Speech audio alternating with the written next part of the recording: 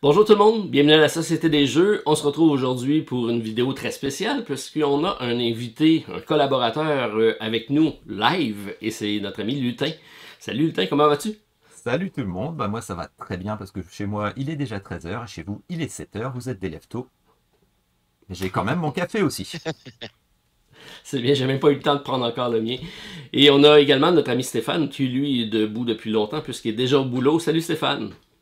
Hey, salut Martin, salut Lutin, Salut, bien content de te voir enfin. moi aussi. Et naturellement, bien le bonjour à tous nos auditeurs.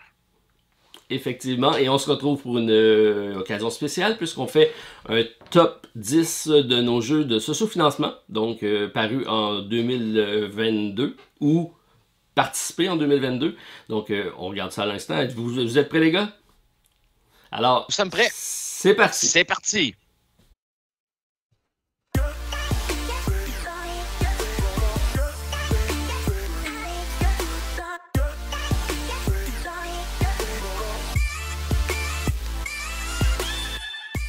Alors, très content de vous retrouver pour cette vidéo très spéciale. Donc, c'est une première pour nous. On fait ça à distance. Vous allez peut-être remarquer qu'il y aura des lacunes au niveau de notre qualité d'image.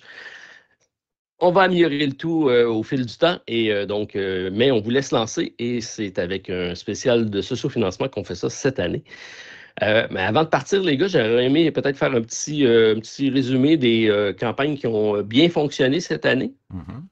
Alors, juste puisque j'ai été me documenter pour l'occasion et j'ai été surpris de voir que finalement, les projets, le nombre de jeux en termes de backers a augmenté, les backers ont augmenté, mais le socio-financement, le nombre d'argent ramassé est quand même inférieur à les années passées. Donc, je ne sais pas si c'est gage de la qualité des jeux qui sont sortis ou du marché en général, ou peut-être de notre relation avec le sociofinancement, juste pour vous peut-être lancer le bal comme ça, est-ce que vous avez tendance à en baquer plus ou moins dans les dernières années, Lutin, de ton côté? Alors moi de mon côté, moi je suis quand même assez novice côté sociofinancement parce que j'avais mis beaucoup de temps à me lancer dans mes premiers sociofinancements. Ça faisait très longtemps, des années que je regarde ça et à chaque fois je n'osais pas trop. Donc il y avait un petit projet par-ci, un petit projet par-là. Là au contraire, l'année dernière, ça a été le dépassement financier complet. Donc donc, il va falloir C'est que... dur de résister. Ah oui, oui, j'ai mis le doigt dans l'engrenage là, vraiment. Mais au contraire, moi, ça a été une grosse année. Mais par contre, tout de suite, je me suis rendu compte la voie de la raison. Parce que je me suis rendu compte en discutant avec beaucoup qu'effectivement, beaucoup qui étaient d'anciens backers, d'anciens gros backers, commençaient à raisonner, à arrêter de prendre par exemple les all-in, à essayer de se poser la question, est-ce que le jeu il va sortir en retail? Est-ce qu'il y a vraiment un intérêt? J'ai l'impression que ça commence à vraiment mûrir de ce côté-là. Peut-être pour certains, mais les all-in, Stéphane, toi, tu en as fait quand même quelques-uns, je pense. J'ai fait quelques-uns, mais en dressant ma liste, j'ai remarqué que mon année 2021 et fin 2022 ont été assez intenses. Et là, je commence à récolter les fruits de ma semence, si on veut. Mais puis j'ai remarqué aussi que je suis quelqu'un de très loyal aux jeux que je possède. Et je te dirais que le trois quarts de mes socio-financements ont été sur des suites, sur des expansions qui sont sorties, plus que des nouveaux jeux vraiment là, exclusifs ou plutôt ouais, exclusifs, je dirais. Là, fait que j'étais un petit peu surpris lorsque j'ai fait ma liste. Mais côté all-in, pour répondre à ta question, bien Oui. sûr, j'en ai quelques-uns. Beaucoup de second wave aussi, de deuxième vague que je reçois. Mais oui, ce que j'ai pris des all-in. Voilà, Stéphane sans all-in Voilà, ne serait plus Stéphane. Mais non, c'est ça. Il va, Exactement. il va diminuer peut-être le nombre de jeux qui va contribuer, mais sûrement pas le nombre de all-in, à mon avis. Peut-être. Bon, Mais connaissant j'essaie. Stéphane. J'essaie, puis de plus en plus, j'essaie d'aller plus en boutique maintenant. Et ça, c'est ce que j'essaie de faire pour 2023 et les prochaines années. Parce qu'effectivement, comme tu disais, Lutin, ça monte très vite. Je regardais les prix qui s'en viennent, puis j'ai dit, aïe, aïe, aïe, je peux pas croire que j'ai dépensé tout cet argent-là. Mais par contre, messieurs et mesdames, euh, je suis en train de jouer à énormément de jeux de ma ludothèque. Donc, je suis en train de rentabiliser, de maximiser tous les sous que j'ai mis. Et ça, j'en suis très fier et j'ai beaucoup de plaisir. Bravo. Bravo. Ça, c'est Parce vraiment. que c'est beau en acheter, mais il faut effectivement se prendre le temps de le jouer et d'apprécier nos jeux. Souvent, on a trop l'habitude de prendre, consommer et passer au suivant. Et c'est un réflexe de gamer, de collectionneur qui veut tout essayer, qui est curieux ludiquement, mais à force d'en accumuler, ben forcément, on ne peut pas pleinement les savourer, nos jeux. Peut-être une bonne leçon pour cette année de se dire, prenons le temps d'apprécier ce qu'on a et Exact. de découvrir, mais à notre rythme. On n'est pas obligé de suivre la parade toujours, d'avoir la dernière nouveauté sur notre table. C'est pas grave. Il y en a d'autres. Il y en a pas mal de jeux. Il y en a d'autres. Il y a le circuit d'occasion. Il y en a certains qu'on retrouvera. Et puis tant pis, effectivement. Il y a toujours des projets. Oui, puis la beauté, c'est qu'il y en a toujours d'autres nouveaux qui vont arriver et probablement aussi bons et sinon meilleurs. En tout cas, le constat pour l'année dernière, c'est que bon, les sous-financements, il y en a 10 qui ont dépassé le 2 millions. C'est quand même important. Il y a eu des nombres de backers très élevés sur certains titres. Celui qui a eu le plus de backers, à mon avis, c'est surprenamment ou pas. C'est des adaptations de jeux vidéo qu'on voit beaucoup sur Kickstarter Game Fund. Et c'est donc Slay the Spire de Board Game avec 29 600 contributeurs, qui est quand même assez énorme comme, en termes de contributeurs pour un seul jeu. Je ne le comprends pas, celui-là. Non, parce que c'est vraiment l'adaptation du même jeu qui a été mis en jeu de plateau. Puis c'est un jeu de cartes, puis même l'artistique est fidèle au jeu vidéo, mais il n'y a pas un grand développement de jeu de ce côté-là. Et c'est 4 millions de 4 millions d'argent d'accumuler pour la campagne, donc c'est quand même pas rien. C'est soit des jeux vidéo, des adaptations, ou soit des licences. Le premier en haut de la liste, c'est Marvel Zombie. Ça, peut-être que Stéphane a contribué, ça, il nous le dira tantôt, mais avec 9 millions. Et sinon, ben, c'est ça, il y a beaucoup de reprint ou de réimpression ou d'un stand-alone d'une franchise qui fonctionne. Donc, il n'y a pas beaucoup de choses originales dans le top 10 de l'année dernière. Alors, ça, pourquoi j'ai pas été présent avec beaucoup de ces jeux-là? J'ai essayé plus d'aller chercher des petits jeux peut-être plus obscurs lors de mes sous-financements, parce que ces gros canons-là, ils vont sortir en boutique éventuellement. Alors, si vous êtes prêts, les gars, on commencerait ça? Ben, tout à fait prêt. Et je voulais revenir sur Slay the Spire. Effectivement, là où ça m'a vraiment paru énorme, c'est comme tu dis, c'est vraiment l'application pure du jeu vidéo. Pour un jeu vidéo, en plus, que tu trouves sur Steam, parfois, en promo, tu le trouves à 2-3 euros. Enfin, 2-3 euros, 2-3 dollars, je sais pas. C'est vraiment super étonnant. En plus, on se rajoute, alors je sais que c'est bête, parce qu'on n'est pas pour les jeux de société en jeu vidéo, mais on se rajoute vraiment la contrainte des distributions de cartes, de tout ce qu'il n'y a pas sur le jeu vidéo, alors qu'il est fait pour ça à la base. C'est pour ça que ça me surprend vraiment ce score énorme sur celui-là. Ben, c'est là qu'on voit que la tangente du sous-financement, c'est de nourrir une communauté. Et là, il y a une grosse communauté de gamers qui apprécie ce jeu-là. Donc, ils savent que forcément, il y a une petite partie de ça qui va suivre. Mais donc, ça peut juste mesurer la portée de ce que c'est un jeu vidéo versus un jeu de société. Quand on a 29 600 personnes, d'après moi, il y en a. C'est pas tous des joueurs de jeux de société qui sont là. Il y a beaucoup de la communauté vidéo qui a suivi. Si ça peut aider à augmenter le monde ludique, donc d'amener de nouveaux joueurs à faire le pont entre le jeu vidéo et le jeu de société, tant mieux.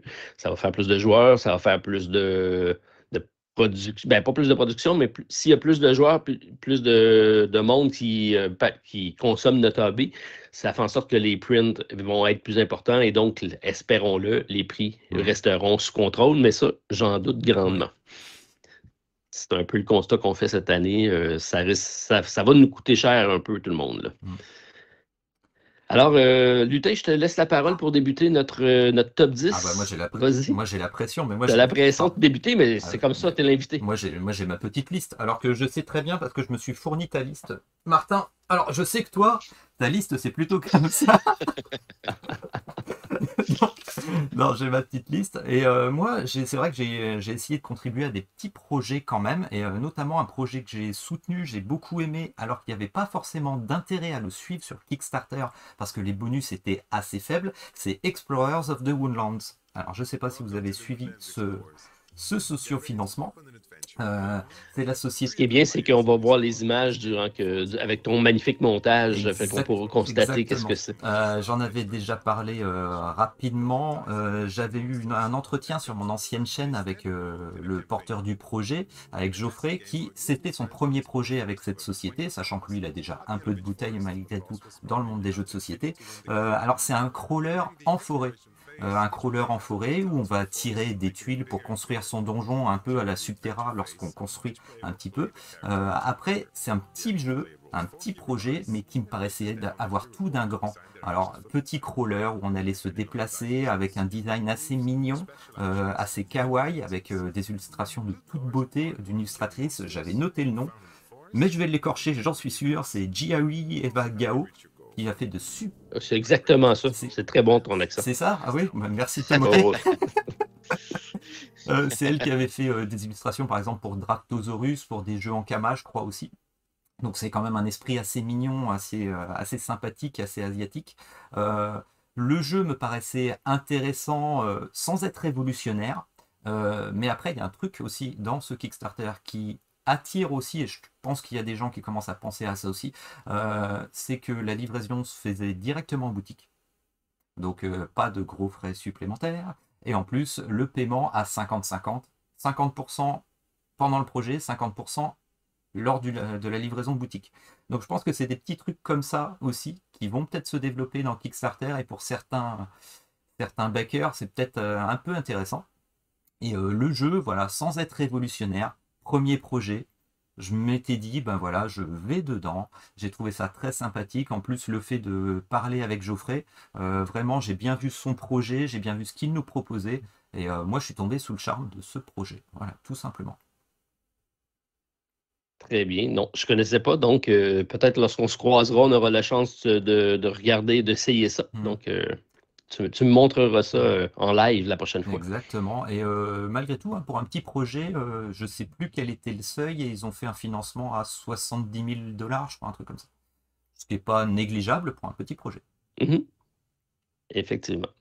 Stéphane, de ton côté, je suis sûr que c'est pas le même grosseur de projet. J'ai vu tes déballages de boîtes cette année. Il risque T'inquiète pas, j'ai d'avoir du gros. quelques.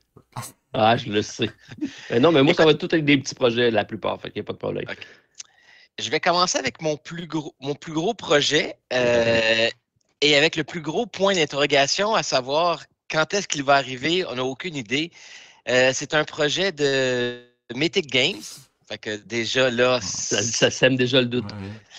et c'est le jeu L de Last Saga, OK, qui à la base était un jeu, ben pas à la base, c'est un jeu d'horreur, un jeu coopératif, très narratif.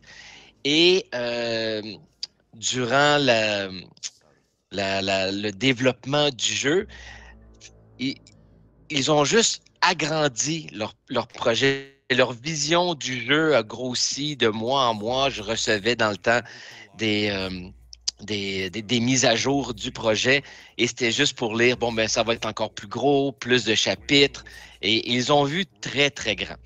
Ils Ça me fait promettent. peur, ça, moi. Oui, c'est un jeu d'exploration, un jeu de stratégie. Il est censé avoir une mécanique assez unique sur comment reprendre le jeu après une défaite. C'est un jeu narratif qui va nous amener dépendant de nos choix. C'est quelque chose qui visuellement, on sait, Mythic Games, c'est des figurines. Et j'ai pris le all-in là-dessus. Fait que j'ai très confiance. J'ai très confiance en Mythic Games de recevoir ce jeu un jour. J'ai jamais été déçu par eux. Malgré les difficultés, c'est bien dommage. Que voulez-vous? On vit de ces erreurs. J'espère qu'ils apprendront. J'espère qu'ils s'en sortiront surtout. Mais ça, c'est un projet que j'ai vraiment hâte de voir sur ma table. L de Last Saga. Effectivement, je pense que c'est un jeu qui répond bien à ton critère de gamer. Je te connais, puis tous les jeux que tu as mis sur la table, qu'on a joué ensemble avec Mythic, la plupart, je pense qu'on y a tous pris plaisir. Le problème, c'est pas la qualité des jeux en tant que tel, c'est plus le nombre de jeux qu'ils ont fait en même temps en ce sous-financement Ouais. qui les ont fragilisés.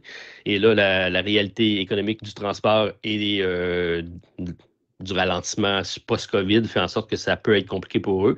Mais ils font les bonnes actions, je pense, pour essayer de rester sous contrôle et malgré tout nous livrer ça. Donc, Steph, je serai disponible pour essayer ça avec toi, c'est sûr. D'ailleurs, je pense que je l'ai backé moi aussi.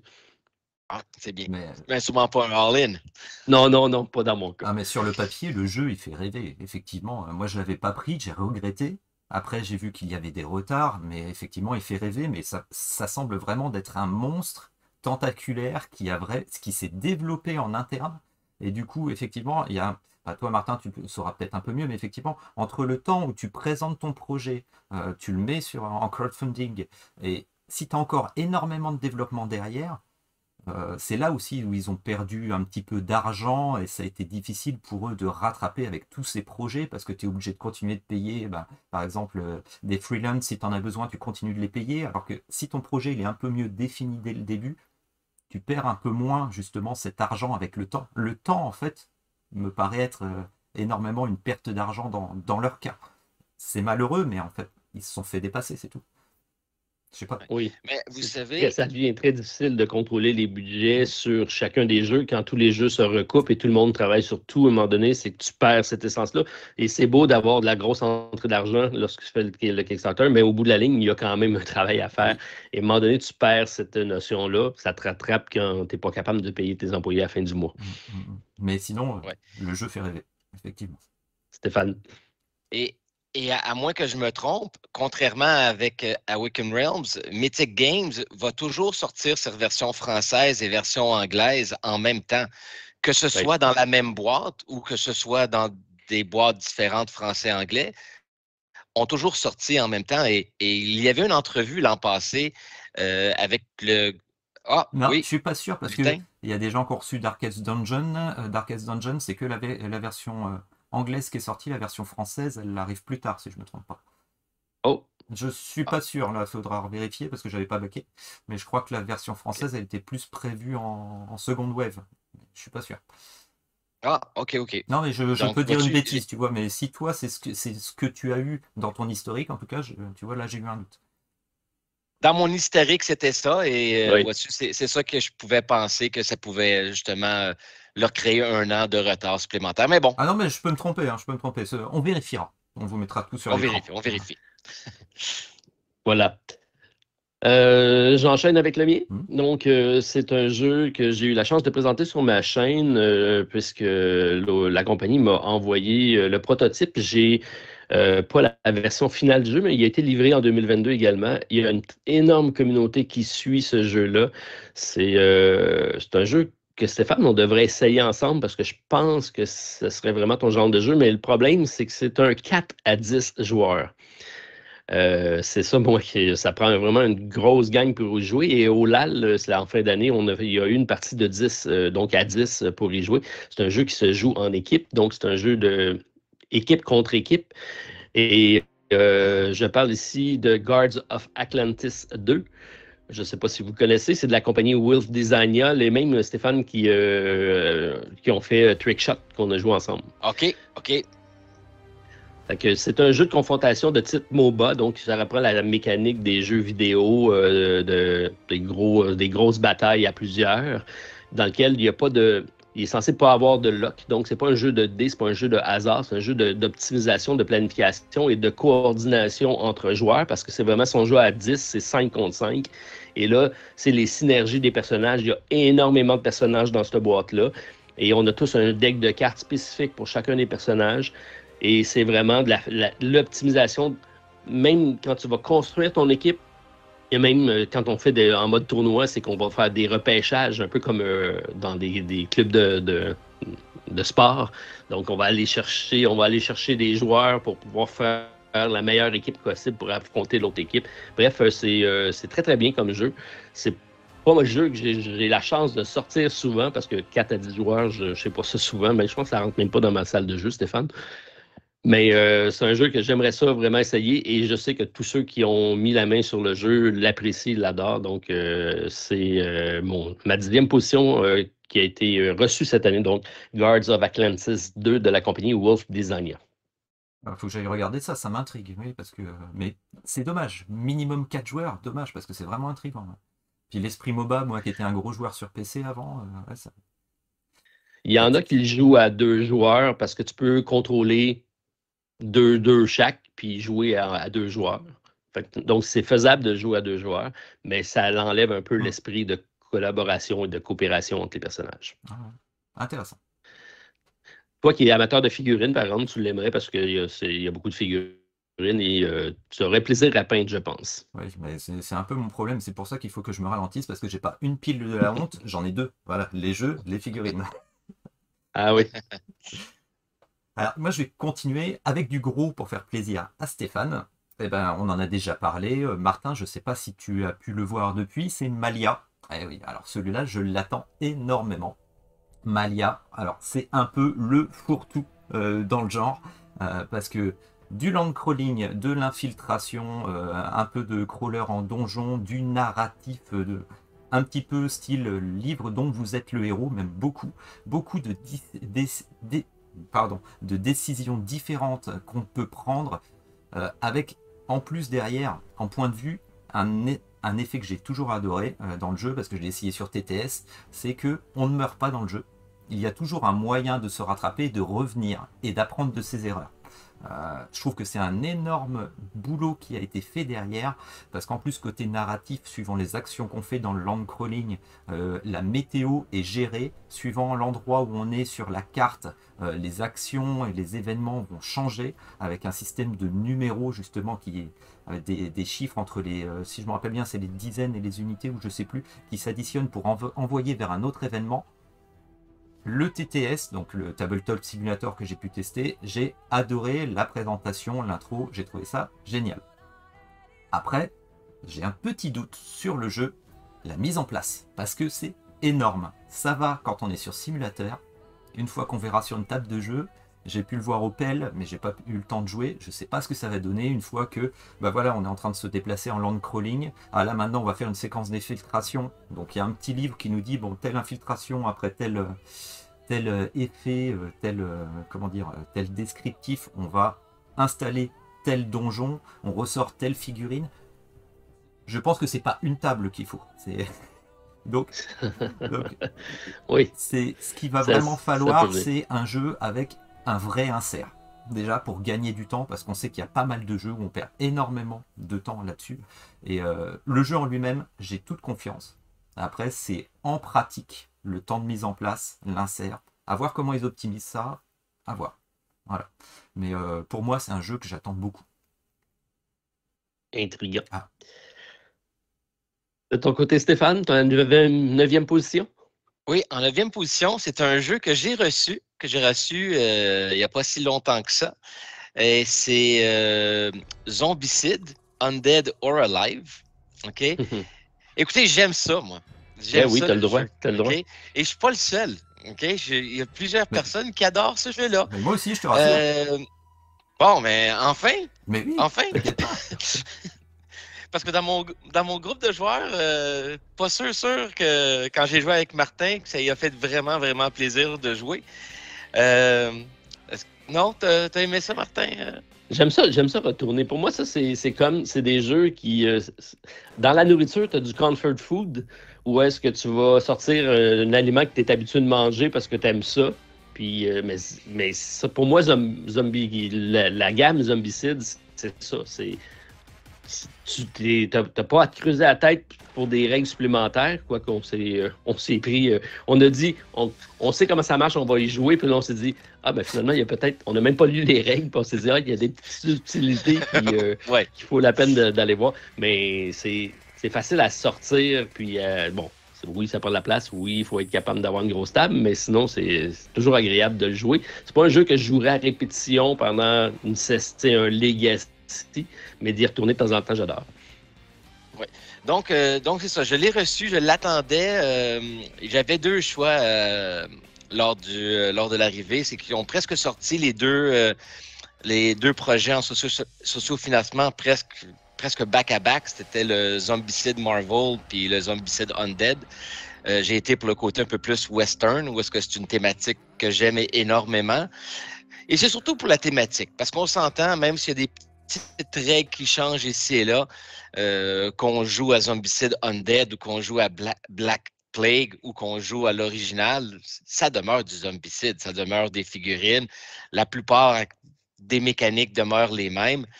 Et c'est vrai que si avoir été un peu plus raisonnable, j'aurais juste joué plus de parties avec mon Zombicide original. Saison 1, saison 2, saison 3. Je les ai tous sauf le Marvel. Sauf le Marvel, mais je les ai tous et tout en all-in.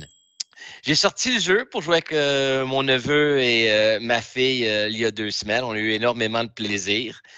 Et donc oui, donc c'est mon numéro 9, Zombicide pour un plaisir coupable. Et attention, j'ai été me chercher parce que quand la Zombicide deuxième édition, je ne sais pas, Lutin, si tu t'es procuré la deuxième édition ou tu es resté avec la première. OK. Je me suis même débarrassé de la première, je te dirais. OK. Mais j'ai encore la première et je pensais peut-être à la laisser aller, mais écoute, je me suis jusqu'à présent jamais départi d'une copie d'un de mes jeux. C'est jamais, à part, oui Martin, tu as raison, à part le Roll and Write de l'île des Chats, où est-ce que, non, je l'ai donné à ma fille, ça, c'était vraiment pas pour moi. Mais tous les autres jeux, je m'en suis jamais départi d'un, et là, il faut que je commence à faire un peu de place parce que ça n'a pas de sens. Et Zombicide, au lieu de m'en débarrasser, eh bien oui, j'ai acheté la mise à jour et j'ai acheté une genre de campagne, le ZC Washington. Ah oui, en plus. Hey Martin, ça a l'air excellent. Ça a l'air vrai. Oui, je l'ai acheté. Fait que ça a l'air vraiment bon, une campagne, ça a l'air très intense, plusieurs mécaniques aussi. Mais c'est la mise à jour, donc je vous en reparlerai plus tard dans une autre vidéo. Mais oui, Zombicide. Je suis content parce que il faut que je fasse de la place dans ma ludothèque à moi, puis j'ai quelques copies de Zombicide. Puis maintenant que je sais que tu as toutes les all-in, puis tu gardes même les rééditions, puis donc tu es un collectionneur, je vais pouvoir laisser tomber mes copies, puis tu amèneras les tiennes à la maison pour y jouer. C'est bon, excellent. Ah non, mais moi j'adore. Zombicide, c'est excellent pour une soirée entre amis improvisée et tout. C'est vraiment du fast-food de jeu. Franchement, c'est génial. Tu sors ça, tu joues, j'adore. Alors moi, il y a j'ai gardé une boîte que j'ai partagée avec quelqu'un. Voilà, pour avoir quelques figurines en plus. Et en fait, j'ai gardé Night of the Living Dead, que je considère pas vraiment saison 1 parce qu'il est un petit peu différent. C'est pour ça. J'adhère complètement à l'esprit de celui-là. C'est pour ça que j'en avais déjà parlé. Franchement, celui-là, plus quelques figurines et quelques petits trucs d'une moitié de boîte, bah, je me fais des petits mix et ça me suffit en fait. Voilà. Mais très bien. Hey, je me suis procuré l'an passé les figurines de Zombicide de Teenage Mutant Ninja Turtle. Une pièce de collection. Mais je ne les ai pas encore essayées. Mais à voir. Mais Lutin, as-tu déjà gagné? Parce que moi, à part avoir gagné le tutoriel, j'ai jamais réussi à gagner aucune des missions. Je me fais toujours tuer par tous les zombies. Alors, parce qu'il est vraiment difficile. Là. Alors, moi, j'ai joué, j'ai gagné, mais si tu veux, j'ai un pote qui te ressemble, j'ai l'impression, quand je vois les parties que tu fais avec Martin. Et quand je joue avec lui, j'y arrive pas. Donc, il y a peut-être quelque chose là-dedans. Armin, si tu nous écoutes, c'est pour toi. Stéphane, c'est un rentre dans le tas. Hein, voilà. C'est ça, fait que ça devient compliqué à un moment donné. Ouais, il y a certaines subtilités que j'ai pas encore compris. La subtilité. La subtilité de la subtilité, j'ai pas compris. Voilà. Ouais, c'est ça. Il était pas présent quand ça a passé. Ben, c'est toujours agréable. Par contre, c'est ça la magie avec Stéphane, c'est quand on joue, c'est des parties épiques à chaque fois. Donc, ne serait-ce que pour l'expérience de jeu, ça vaut la peine.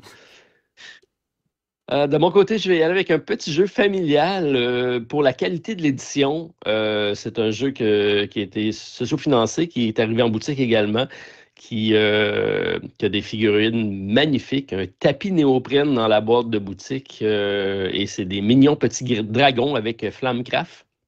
Je ne sais pas si vous avez eu la chance d'essayer. Pas encore. Donc, jeu qui est sorti en français grâce à Lucky Duck Game. C'est initialement chez, je pense, c'est Cardboard Alchemy qui était à la base du projet. Magnifiquement illustré, petit jeu de 1 à 5 joueurs qui se joue rapidement dans une soixantaine de minutes. C'est un jeu très simple dans lequel on va tourner autour d'un plateau et on va visiter des shops, des kiosques. Et on va pouvoir comme ça aller commercer. Les dragons sont là pour nous aider. C'est des dragons artisans. Et donc, chacun des petits dragons a des pouvoirs. On va pouvoir les mettre dans des emplacements autour du plateau. Ça va nous donner des bonus. On essaie de faire un combo pour maximiser nos points là-dessus. Ça reste très simple, très familial, tout ça. Donc, je m'attendais à ce qu'il soit un peu plus complexe. Ce n'est pas le cas, mais ça répond très bien à ce pourquoi je pense qu'il a été fait, donc de plaire au grand public et à la famille. Donc, pour la qualité d'édition qui est magnifique, Flamecraft, c'est ma suggestion en 9e position. Lutin, je continuerai de ton côté avec ta 8e position. Je te vois faire une grimace, c'est quoi? Moi, je ne les mets pas vraiment dans l'ordre. Hein. Je vous avoue, c'est un peu au fil de l'eau. Et là, je vais parler d'un Kickstarter que j'ai reçu l'année dernière en 2 gros cartons. Donc, ça ferait plaisir à Stéphane. Oh. Voilà. Ah oui. Massive Darkness 2. Alors, je vous ai fait une vidéo d'ailleurs de Massive Darkness 2 sur la chaîne. Je ne sais pas si vous l'avez vu. Par rapport au 1, une évolution géniale. J'ai trouvé ça excellent, avec encore plus d'asymétrie entre les personnages. Si vous vous rappelez l'asymétrie qu'il y avait entre les personnages du 1, on avait des fiches à côté avec les professions, on augmentait. Là, chaque personnage a vraiment chaque profession a un style de jeu particulier. Il y en a un qui fait du backbuilding, il y en a un qui lance des flèches. Franchement, je trouve ça fabuleux. L'évolution qu'ils ont fait sur l'asymétrie vraiment des classes, vraiment génial. Un système de boss qui a été vraiment super bien étudié, parce que les boss en fait ils ont chacun des réactions différentes suivant les G2D en fait. Ils vont vraiment cibler tel ou tel personnage. Il y a même un boss qui disparaît du plateau et qui réapparaît sur le personnage qui a le moins de points de vie. Des petites choses comme ça qui font qu'il va falloir s'adapter. Je trouve ça super sympa pour un dungeon crawler. Franchement, il est passé au cran du dessus, je trouve, par rapport au premier opus. Par contre, il faut un insert. Au secours, il faut un insert. Alors, un jeu à ce prix-là, dans lequel on est obligé de farfouiller, à avoir des petits sacs plastiques et compagnie, j'ai trouvé ça super décevant. C'est le premier jeu où je fais ça. J'ai été obligé de commander un insert que j'attends. C'est un pote OIS qui me fait ça, là. Parce que là, on est vraiment obligé. C'est la grosse déception. Et ça, Cool Mini or Not, faudrait qu'il passe le cran du dessus sur les rangements quand même. C'est un peu dommage. Ça demande des sous. Effectivement, ça a un coût. Mais c'est le gros point faible du jeu, alors que le jeu est fabuleux. Du coup, je le sors pas assez, parce que c'est une usine à gaz à sortir. Et je reviens à ce que je disais sur Malia. J'espère que ce sera pas comme ça pour Malia. C'est un jeu qu'on a eu la chance de tester ensemble, Stéphane, dans la première version. Massive Darkness, on avait beaucoup apprécié, en tout cas pour moi, tu me diras pour toi. Mais c'est un des jeux que j'ai pas essayé en 2022, que je regrette. J'ai hâte de le tester parce que ça coche beaucoup de cases là, dans ce qu'on aime, Stéphane. Jeu rapide, dungeon crawler, fantasy, belle figurine. Et l'aspect asymétrie des personnages que tu as décrit, c'est ce que je pense qui fait son charme dans la deuxième version. Donc, chacun des personnages se joue vraiment d'une façon différente. Et là, ça donne le goût d'aller les tester. Donc, ça ajoute à la rejouabilité du jeu. Donc, pour moi, c'est dans ma bucket list je ne sais pas si à acheter ou du moins à essayer pour débuter. Donc, mais j'aimerais ça changer. J'ai gardé ma copie de Massive Darkness, la première édition. J'hésiterai pas 2 minutes à la changer pour la nouvelle. Oui, ou à la garder pour jouer avec tes petites figurines, avec le kit qui te permet de jouer les scénarios du 1 avec les mécaniques du 2.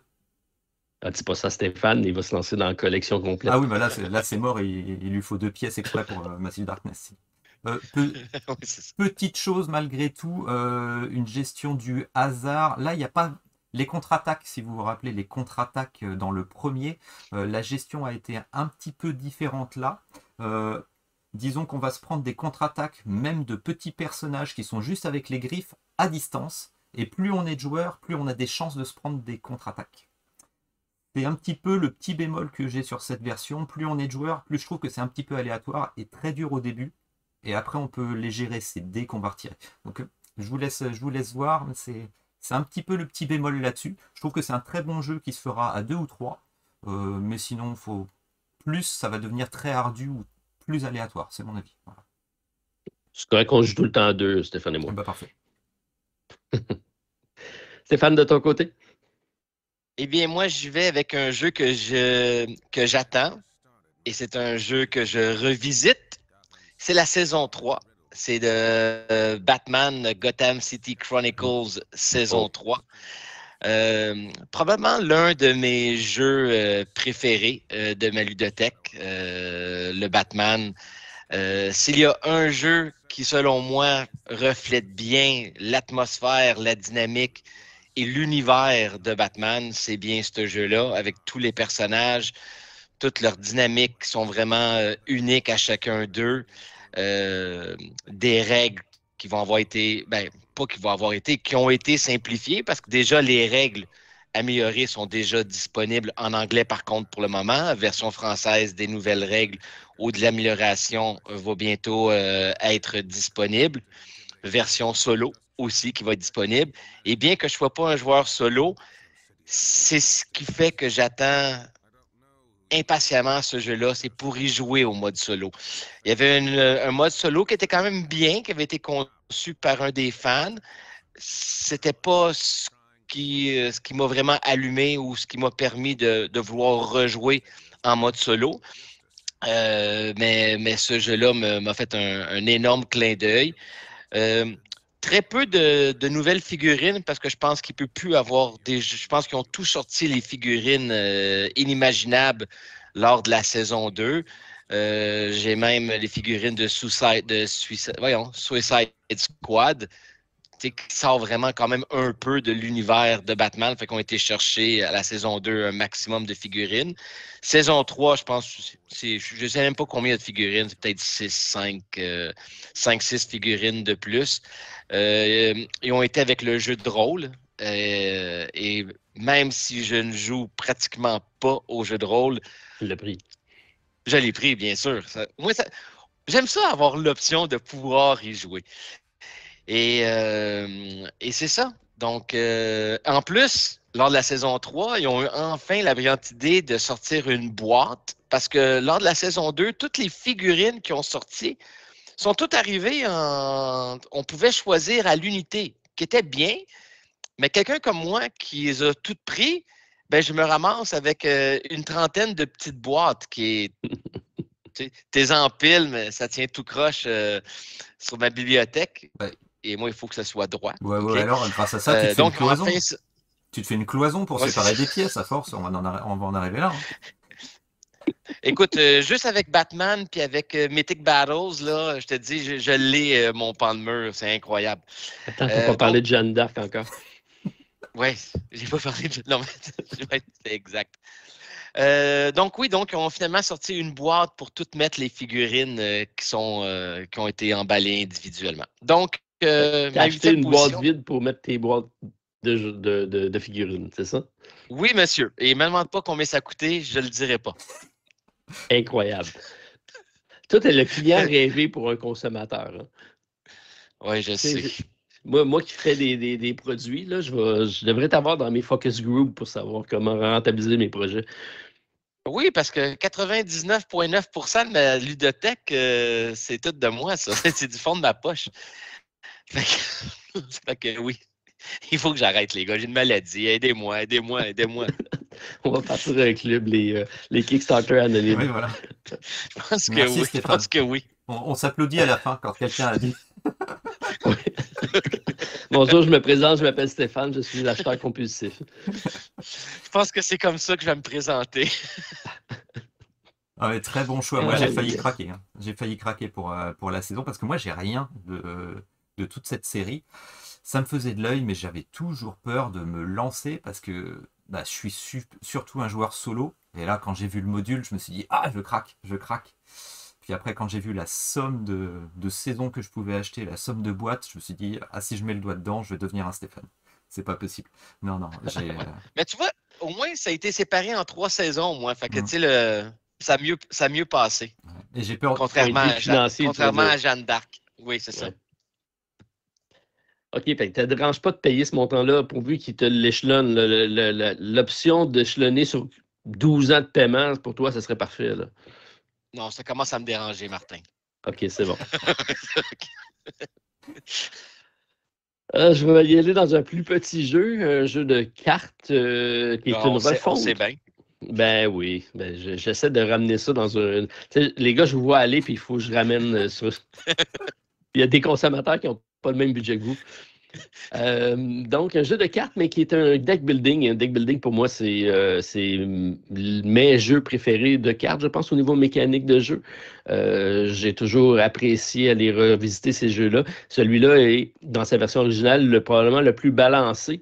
Et donc, je parle de Aeon's End, qui arrive avec une version futuriste qui est Astro Knight, qui arrive prochainement. Je pense que ça devrait arriver chez les backers dans les prochains jours, sinon semaines. C'est un jeu de Indie Board and Cards de 1 à 4 joueurs dans lequel on a des jeux. C'est un jeu coopératif dans lequel on joue contre un némésis, un gros méchant. Et chacun des personnages qu'on va affronter sont très, très différents. Ils ont toutes leurs particularités, ils ont leur propre deck. Donc, c'est un jeu qui se joue excessivement bien en solo, autant en coopératif. Donc, c'est un 1 à 4 joueurs. Et j'ai hâte de voir comment ils l'ont adapté dans le monde futuriste, parce que Aeon's End, ça reste pour moi un des meilleurs deck building. Alors, de l'avoir dans un autre univers, j'ai bien hâte de tester ça. Et bon, c'était pas tellement dispendieux également. Ils ont fait vraiment quelque chose d'abordable pour la boîte de base. Alors, c'est quelque chose que j'ai contribué en 2022 et que je devrais recevoir début 2023. Bien hâte de mettre la main là-dessus pour tester ça avec Astro Knight. Je suis le seul, j'imagine, à avoir contribué à cette campagne-là. J'ai failli, je me suis réfréné parce que j'ai absolument rien de la série. Je m'étais dit que j'allais commencer là-dessus et puis je préfère attendre de voir la version retail en fait. Je me suis dit, je vais me réfréner. Oui, c'est Voilà. sage. C'est sage parce qu'il n'y a pas énormément de plus à aller le financer. Il y a quelques cartes de plus, mais sinon la version boutique sera pratiquement identique. Et j'imagine que la version française va suivre parce que Aeon's End se trouve en français également. Voilà pour ma sélection. On retourne vers toi, Lutin. Oui, alors bon, alors attends, moi je vais revenir aussi plus petit parce que là j'ai préparé que des trucs énormes. Non, suis ta liste. C'est bon, c'est bon. Non, je prends un peu au fil de l'eau, je vais mixer un petit peu. Je vais parler d'un projet dont j'avais reçu le prototype et j'en avais parlé sur la chaîne. C'est Barbarian Kingdom. Je ne sais pas si toi tu as pu le tester ou avoir un prototype ou quelque chose, Martin. Tu auras peut-être l'occasion dans un des festivals. Un jeu de conquête de territoire où je suis tombé sous le charme. Alors c'est pas forcément ma tasse de thé, c'est pas forcément ce que je préfère, la conquête de territoire, parce que souvent c'est des jeux qui sont relativement lourds et relativement longs. Celui-là, j'ai trouvé qu'il était assez rapide, assez facile à prendre en main. On peut jouer jusqu'à 6, minimum 3 joueurs. Il y a une petite version 2 joueurs, mais elle est anecdotique, hein, ça enlève son piment, son grain de sel au jeu. Mais vraiment, un bon jeu de conquête de territoire asymétrique, parce que déjà, on n'est pas placé de la même manière sur les territoires de l'Europe au début. Et comment dire excusez-moi, je perds... les populations, on va dire, ont tous une asymétrie, avec chacun un chef de clan, voilà, chercher les clans, pardon, avec un chef de clan qui a encore un pouvoir spécial à chaque fois. J'ai trouvé que c'était quelque chose de fluide, de rapide, qui se jouait bien, qui n'était pas compliqué. Je suis tombé sous le charme, en plus, avec un système de bluff, où en fait, lorsque l'on fait une bataille, on peut en plus, pour se rajouter des points, on donne à l'adversaire dans un petit sac des pièces. C'est comme si on donnait un pot de vin. Et grâce à ce système, ah oui, j'ai adoré ça. Et grâce à ce système, tu donnes à ton adversaire quelque chose qui fait partie de ton trésor de guerre pour peut-être récupérer, augmenter du nombre de pièces, augmenter ton pouvoir d'attaque en points. Mais par contre, ça va te retirer de la trésorerie. Donc parfois, tu fais du bluff, tu donnes moins, tu donnes plus. Peut-être que tu vas attaquer exprès pour que l'autre Ah oui, je peux pas me permettre de perdre ce territoire, donc je mets beaucoup de sous. Ah oui, mais l'autre, il t'a fait peut-être attaquer pour que tu donnes exprès ses sous pour te piller ton trésor. C'est vraiment toute une mécanique que j'ai adorée. Barbarian Kingdom, je suis tombé sous le charme, voilà. Excellent. Non, j'ai pas eu la chance de le tester. C'est quoi qu'effectivement j'aimerais. J'avais regardé ta vidéo attentivement sur la chaîne et c'est quoi que je disais que c'est à tester. Donc, comme tu as dit, je m'en vais à Cannes. Peut-être que j'aurai la chance de voir ça sur les tables et de tester ce jeu-là. À Hmm. boire. Tu vois, Stéphane, de ton côté? c'est plus petit. Oui, c'est plus petit. Ben, ça reste quand même plus petit. Oui, oui, c'est plus Ah oui, petit. C'est plus plus petit. C'est plus raisonnable. raisonnable. Les boîtes ils rentrent dans une galaxie, c'est déjà ça. OK. Euh, je vais aller aussi avec un jeu un peu plus petit qui rentre aussi dans un Calax. C'est un jeu que je me surprends qu'à chaque jour, il est sur le point d'arriver. Et à chaque jour, j'attends impatiemment, toujours espérant arriver, voir ma petite boîte sur le bord de ma porte. Mais toujours pas, comme vous le voyez, toujours pas entre mes mains. Je parle du jeu Frosthaven, que il rentre dans un Calax. Oui, OK. C'est un all-in qui rentre dans un Calax, c'est assez rare. Ben, j'espère qu'il va rentrer. Donc oui, et écoute, je pense qu'il n'y a pas vraiment besoin d'introduction.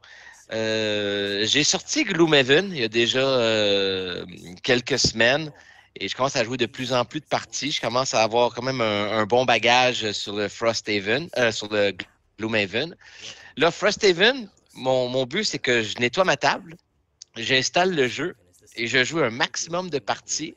Et mes invités, ceux qui voudront, vont se joindre à ma campagne et je vais avancer ainsi. J'ai ma fille qui aime ce genre de jeu-là.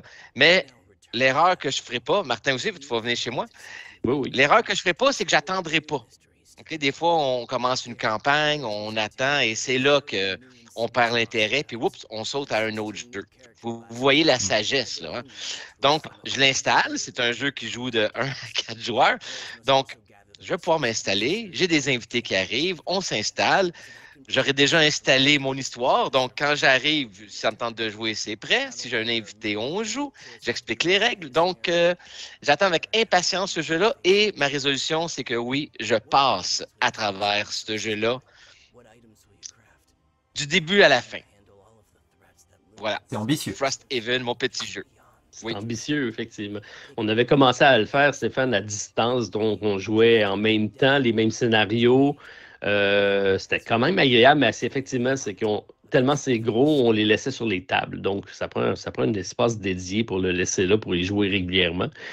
Et c'est difficile quand on attend pour se synchroniser pour être disponible pour le faire en même temps. Puis effectivement, ça ralentit le processus. Donc, c'est une bonne idée. Puis comme ces jeux-là permettent de rentrer et de sortir des personnages, pourquoi pas? Donc, profite-en pleinement. Exact. Mais là, ça veut dire que tu vas jouer en solo, ça? Je vais en jouer une coupe en solo, mais mon cher ami, je t'invite. C'est bon. C'est pris, c'est noté, c'est noté. Parfait. Mais on commencera les parties ensemble. On fera le même principe. Quand tu vas recevoir, on fera une coupe de parties ensemble pour s'introduire au jeu. Mais définitivement, il faut que je finisse celui-là. C'est pas une option. Mon prochain jeu est une erreur que j'ai faite cette année. C'est à ne pas faire. À ne pas faire sur la campagne de sociofinancement. C'est un jeu qui était disponible sur GameFound. Et là, je dis une erreur. C'est pas une erreur. Le jeu n'est pas une erreur. C'est l'utilisateur et c'est moi, ça. C'est moi qui commence à en avoir trop et à ne pas bien suivre mes campagnes. Je parle du jeu Eleven Football Manager Board Game. C'est un jeu que j'attendais avec grande impatience. Et tellement que lorsque j'étais à SN, j'ai été me l'acheter avant qu'il sorte. Donc, j'avais contribué à la campagne sociofinancement. J'avais pris la version française, j'avais pris la campagne solo. Lorsqu'il est arrivé, j'ai eu la chance d'aller à SN et il était en démonstration là-bas, j'ai pu l'acheter. Donc, j'ai comme communiqué avec la compagnie pour acheter le jeu.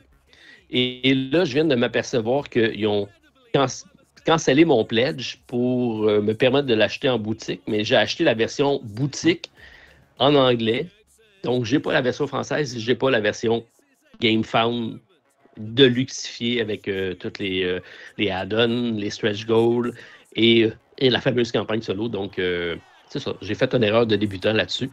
Mais c'était pour l'avoir plus tôt. Fait que ça m'a permis quand même de le tester en 2022.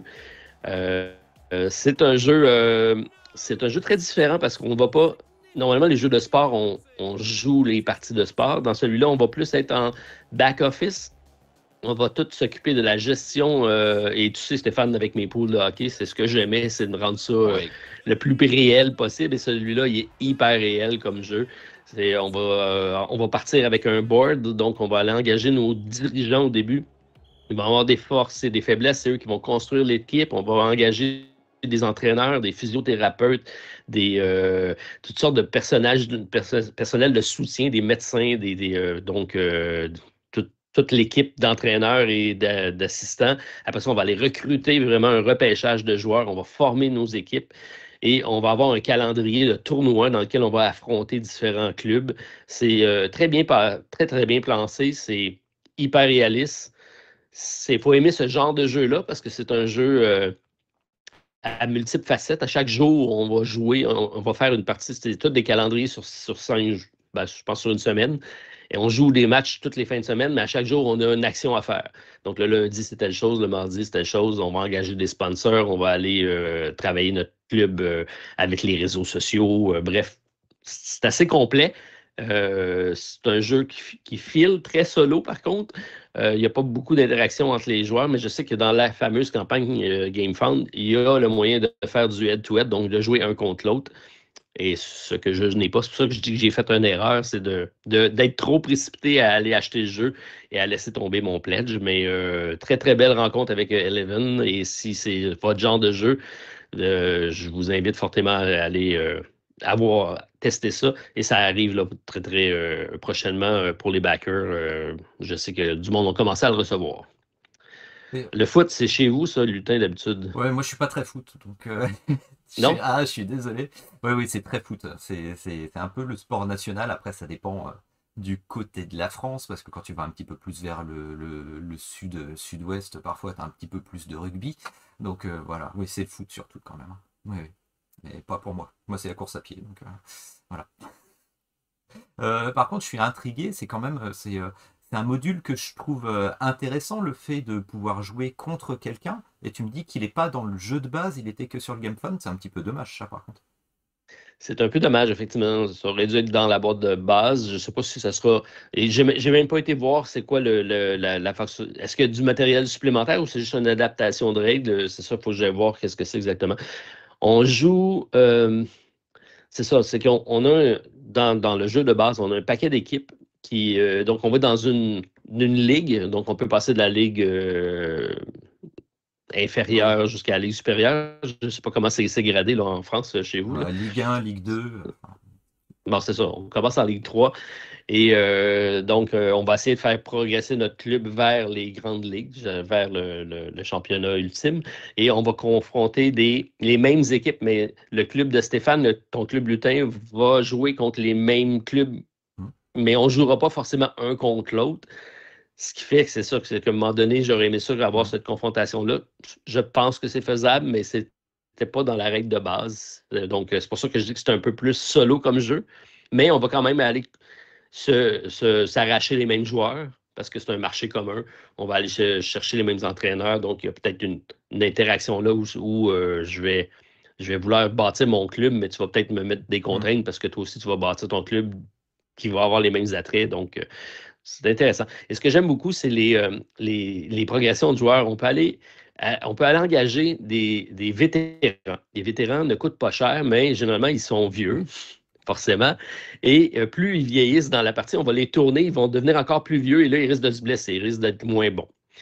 Et sinon, tu as les joueurs d'élite. Eux, c'est un repêchage, donc on va tous se battre sur le même marché pour aller les repêcher. Eux sont forts, ils vont devenir encore plus forts. Et sinon, tu as les rookies. Si tu n'as pas assez d'argent, tu vas aller chercher un jeune. Et les jeunes, ils sont tous un blink, si on veut. Ils ont tous la même force, mais tu sais juste si c'est un attaquant ou un défenseur. Quand tu le repêches, tu n'as aucune idée c'est quoi le genre de joueur. Et là, tu vas l'entraîner. Si tu réussis à l'entraîner suffisamment, tu vas tourner la carte et là, tu vas avoir quel joueur t'hérite. Et ça va être des surprises à chaque fois parce qu'ils sont vraiment hétéroclites, parce qu'ils sont soit très, très kaki. Fait que s'il y a du monde dans les estrades, plus il y a de monde, plus ils sont performants. Moins il y a de monde, plus ils sont pourris. Des choses comme ça. Fait que c'est vraiment bien pensé. C'est une belle adaptation, je pense. D'accord, ouais. Ah, ça a l'air intéressant. Voilà. Oui. C'était pour Eleven. Moi, je vais Alors, ton côté, Lutin? Alors, moi, je vais pas parler d'un jeu, mais je vais parler de l'ensemble de l'œuvre de Youssef. Parce que rien que cette année, Youssef, il y a quand même 4 jeux, à moins que j'en ai encore raté un aussi. Voilà. Et surtout, Black Hole en version physique qui est sorti. Je sais pas si vous le voyez. J'ai pas encore joué. J'attends d'avoir du temps pour me mettre dessus. Apparemment, c'est son chef-d'œuvre narratif. Je sais pas si Martin, tu as pu l'essayer encore, toi? Non? J'ai la version fan-made qui était faite et je sais que Youssef nous a envoyé une copie à Martin Lafrenière et à moi. Il faut que j'aille la chercher. J'ai eu la communication cette semaine pour aller mettre la main là-dessus. Je devrais l'avoir pour notre rassemblement. T'es invité, hein, Lutin, si tu veux venir faire un tour jeudi prochain. Oui, bah oui, voilà. Oui. Je prévois ça avec le boulot et ma femme et puis voilà. Exact. Donc, oui, au moment où vous allez écouter la vidéo, sûrement, ça va être déjà du passé, mais c'est ça. Donc, on a la possibilité de se rencontrer prochainement et de mettre la main par le fait même sur Black Hole. Oui, j'avais vu tes boîtes. Je n'ai pas osé le mettre dans mon top parce que je vais te laisser en parler, mais c'est une excellente idée parce que Youssef fait de petites perles ludiques. Des petites perles et j'ai été déçu par aucun. Alors même si celui-là, il y a peut-être des petits déçus parce qu'il est différent. Dreamers, vu que c'est son seul jeu qui n'est pas un jeu solo, un jeu justement un petit peu de duel, de bluff, de challenge, un jeu dans lequel il ne faut pas jouer avec votre femme, comme je disais, parce que sinon vous allez dormir sur le canapé. Moi j'aime beaucoup, il y en a certains qui ont été un petit peu déçus parce que c'est vrai que c'est un peu comme si tu avais, comme dans une série avec un petit spin-off, voilà. Malgré tout je l'adore celui-là pour faire une petite partie de duel de temps en temps. Et sinon on a effectivement eu The Spirit of Eden et Colossus, la suite de l'autre, avec des mécaniques complètement différentes, celui-là qui est un peu plus puzzle game, celui-ci qui est... je sais pas comment le définir, avec une construction de deck dans lequel on va monter pour essayer d'atteindre la tête du colosse pour le battre. Entre les deux, celui-ci est peut-être le plus facile à jouer de tous les jeux de Youssef, je trouve. C'est celui qui est le plus facile à sortir et à faire comprendre à des joueurs un peu plus novices, un petit peu aussi peut-être le plus simple. Je ne sais pas ce que tu en penses, Martin. Peut-être le plus simple. Il y a quand même du challenge. C'est celui que j'ai joué le plus cette année. C'est un de mes jeux les plus joués cette année. Donc oui, c'est facile à sortir dès que tu comprends la mécanique et c'est malgré tout très, très puzzle game intéressant. Donc une stratégie de construction. J'adore Colossus. Alors que The Spirit of Eden est beaucoup plus un puzzle casse-tête. Qui est un peu plus compliqué avec ses mécaniques, très intéressant aussi. Et puis bon, j'attends d'avoir du temps pour me lancer dans Black Hole. Voilà, donc pour l'ensemble de son œuvre, et c'est pas fini. Et tu manques son chef-d'œuvre sur ta table, c'est The Road. Il est derrière. Mais ça a sorti il y a quelques années, il est pas loin. J'ai 2 copies. Hein. Pour moi, c'est lui qui fait sa marque de commerce, c'est avec lui qui est sa carte de visite, je trouve, The Road, qui est excellent. Qu'est-ce qu'on aimerait avoir une suite? Voilà. Ou un add-on. Je ne sais pas si vous avez eu l'occasion de tester les scénarios aussi. Parce que non, j'ai pas testé. Youssef avait fait un scénario qui est un petit peu narratif, dans lequel il y a un embranchement, un arbre dans lequel on va se développer, on a des choix à faire pour avoir un but à la fin du scénario. Moi, j'avais fait un scénario aussi qu'il avait accepté, qu'il a validé. Je l'avais envoyé alors que je crois que ça devait être un quimbrouillon, Martin. Mon scénario, si vous le voyez, les gens qui le... Voilà, c'est interdit au moins de 12 ans. J'ai fait un truc un peu plus sombre, je vous l'avoue.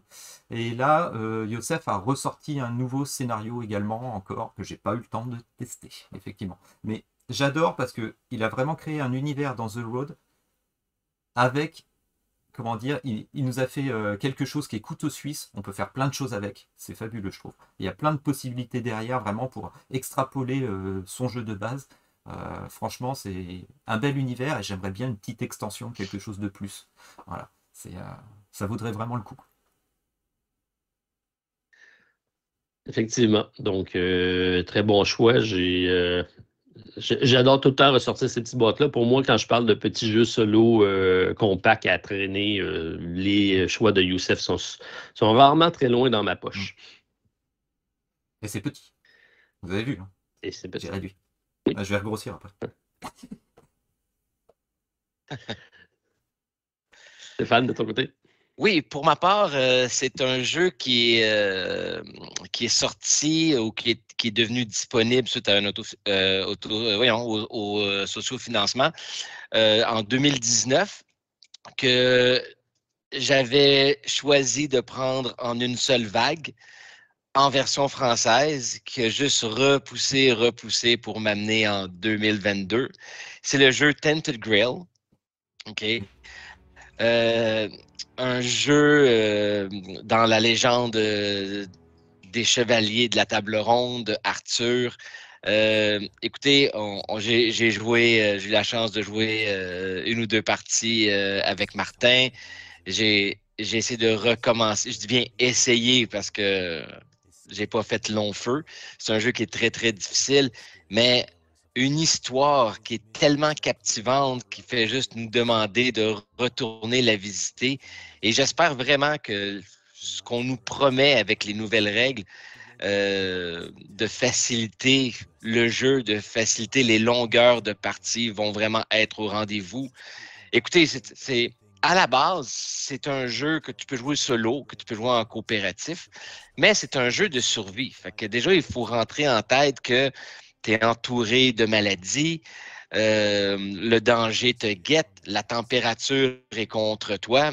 Il n'y a rien pour t'aider dans ce jeu-là. Donc, techniquement, à la base, tu dois même te trouver de la nourriture, la famine règne partout, tu rentres dans des villages, personne n'a de l'argent, tout le monde est en train de mourir. Fait que c'est vraiment difficile, mais la thématique du jeu tu dois réfléchir au jeu, tu dois réfléchir à ta stratégie, à comment toi-même, tu t'en sortirais dans un monde comme ça. Et là, je peux confirmer, messieurs, que dans un monde comme ça, je meurs en très peu de temps. Mon instinct de survie ne semble pas avoir été assez aiguisé. J'imagine que. Est-ce que toi, Lutin, tu l'as essayé Non. le jeu? Est-ce que c'est quelque chose que tu as? Non. Alors moi j'ai jamais vraiment trop voulu me lancer dans des grosses campagnes narratives comme ça. Quelque chose de trop long comme ça. J'ai résisté longtemps. Et là, avec la suite qu'ils ont proposée, j'ai plongé. Okay. Ah. Donc voilà, ça y est. Qu'est-ce qui t'a fait balancer dans la deuxième campagne? Alors, j'ai pas balancé. Alors, j'ai backé dans la deuxième campagne pour une version 2 de la première campagne. La deuxième campagne, en fait, déjà, le temps de jeu est moindre que la première campagne, apparemment. Donc déjà, je me suis dit, l'intérêt du Kickstarter, enfin du Game Fund, déjà était un petit peu réduit, je trouvais. Mais malgré tout, le fait de présenter une V2 qui paraissait baisser les difficultés dont tout le monde me parlait avec comment ça s'appelle? Pas les totems, les menhirs. Les menhirs. À force d'en avoir entendu parler, ça m'a titillé. Je me suis dit, ils ont retouché à ça. Et j'ai plongé. Voilà. Mais j'ai plongé pour prendre la V2 et pas pour prendre la suite, qui, à mon avis, ne méritait pas forcément d'être prise pendant le Game Fund. Je peux me tromper, mais ce qui était présenté en stretch goal m'attirait pas forcément, en fait. Ça, je me dirais peut-être plus tard en retail si j'adhère au premier opus. Voilà. Mais vous savez, quand j'ai joué au jeu la première fois avec Martin et qu'ensuite j'ai refait la partie, c'est un jeu que tu n'as pas le choix. C'est un labyrinthe. Donc, tu te dois de prendre des notes. Tu as des cartes qui te sont fournies et qui te disent que la carte, elle date de plusieurs années. Donc, tu dois la mettre à jour. Tu dois prendre des notes et tu dois les garder lorsque tu dois faire une deuxième partie, une troisième partie, parce que l'expérience que j'avais acquise lors de mes parties avec Martin, lorsque j'ai joué, j'ai changé un peu mes directions, Mais mon début de partie était totalement... c'était pas du tout la même chose. J'avais de la nourriture à n'en plus finir. Là. J'avais de l'or, j'avais de la nourriture. J'ai dit, ça y est, je gagne la partie. C'est donc bien facile. Mais aussitôt que je suis rentré dans une nouvelle section inconnue, je me suis perdu. Moi, je m'amusais à donner de l'argent parce que je trouvais que c'était facile. À un moment donné, j'en ai eu besoin, j'en avais plus. J'étais en train de mourir de faim et je suis mort. Mais j'ai pris des notes, donc une troisième partie. Mais c'est juste ça, c'est ce fameux jeu où que tu dois recommencer, refaire. Tu prends tes notes. Il ne faut pas se gêner de prendre des notes et de conserver l'acquis qu'on a eu de parties précédentes. Parce que si on fait ça, on ne réussira jamais tel que le jeu est maintenant. Tu ne pourras jamais passer au travers. Ceux qui ont passé au travers, car oui, il y en a qui ont réussi le jeu. Bien, c'est sûr que c'est comme ça qu'ils ont fait. Ils ont pris des notes. Ils ont dit, OK, ce choix-là, c'est pas bon. Il y a une séquence où est-ce que je glisse dans un labyrinthe. Puis écoutez, j'ai passé à peu près une demi-heure à me promener d'un numéro et à un autre, mourir. Et là, je suis revenu et j'ai recommencé. Et là, c'était pas du tout la même chose. Je connaissais exactement le chemin. C'est pour ceux qui aiment ce genre de jeu-là, de retourner, prendre des notes. Ben, à ce moment-là, oui, le jeu est fait pour vous et l'histoire, le texte. Puis je sais, des fois, on parle souvent des traductions françaises, mais quand tu lis le texte, c'est tellement bien écrit. En tout cas, Tainted Grail, c'est un jeu que je dois revisiter pour une 4e fois, mais je vais attendre l'arrivée des règles et naturellement, j'ai backé aussi la nouvelle campagne tu as craqué. qui va suivre. Oui, ça va vraiment être un all-in qui, finalement, quand on additionne, oh là là. Oh là là. Mais je n'additionne plus dans mon cas. Tu as mis le doigt sur quelque chose, Stéphane, c'est qu'effectivement, le monde du jeu de société se frustre plus rapidement lorsqu'on doit recommencer quelque chose au début, surtout lorsque c'est une campagne qui est longue. Ce qu'on n'a pas dans le jeu vidéo, on est habitué de faire un bout, mourir, puis recommencer. Peut-être parce que c'est plus vite à mettre en place, puis c'est plus rapide. Et le jeu de société fait en sorte que ça crée plus un moment de frustration qu'un moment de dire « je vais recommencer pour aller plus loin ». Mais c'est vraiment ce type de jeu-là. C'est peut-être ça, je pense que la complexité de trouver ce que je vais appeler le sweet spot, de dire quand est-ce que je vais obliger mon joueur à revenir au début de la campagne. Et ce qui manquerait peut-être, c'est juste ce qu'on appelle des checkpoints là, dans le jeu vidéo, donc d'arriver puis d'avoir un point de sauvegarde pour lorsqu'on recommence, peut-être pas recommencer au début parce que tu l'as déjà fait, mais de continuer, mais progresser, reculer un peu, mais pour mieux progresser vers l'avant.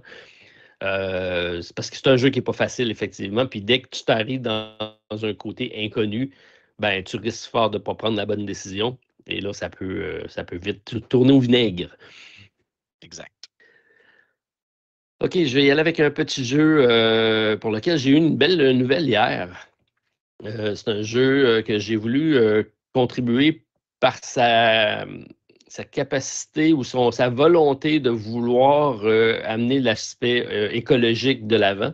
Donc, c'est un concepteur, éditeur qui travaillait chez Chiptory Game, qui s'est dit ce serait le fun de faire autrement dans le jeu de société. Il a parti sa propre boîte pour aller faire une campagne de sociofinancement dans laquelle chacun des territoires où ce qu'il allait le vendre, le jeu allait être produit localement. C'est ambitieux. Je ne sais pas si ça va aider à faire changer les choses, mais donc tous les produits qui sont contribués en Amérique du Nord, ça soit une fabrication en Amérique du Nord, en Europe, bref, il a comme réparti ses productions. Et c'est un jeu quand même ambitieux. Ça s'appelle Earthborn Rangers. Et la bonne nouvelle que je voulais dire, c'est que pas plus tard qu'hier, j'ai eu un message du Pledge Manager qui disait « Est-ce que vous voulez votre contribution de votre jeu en français? » Parce qu'initialement, c'était disponible seulement en anglais.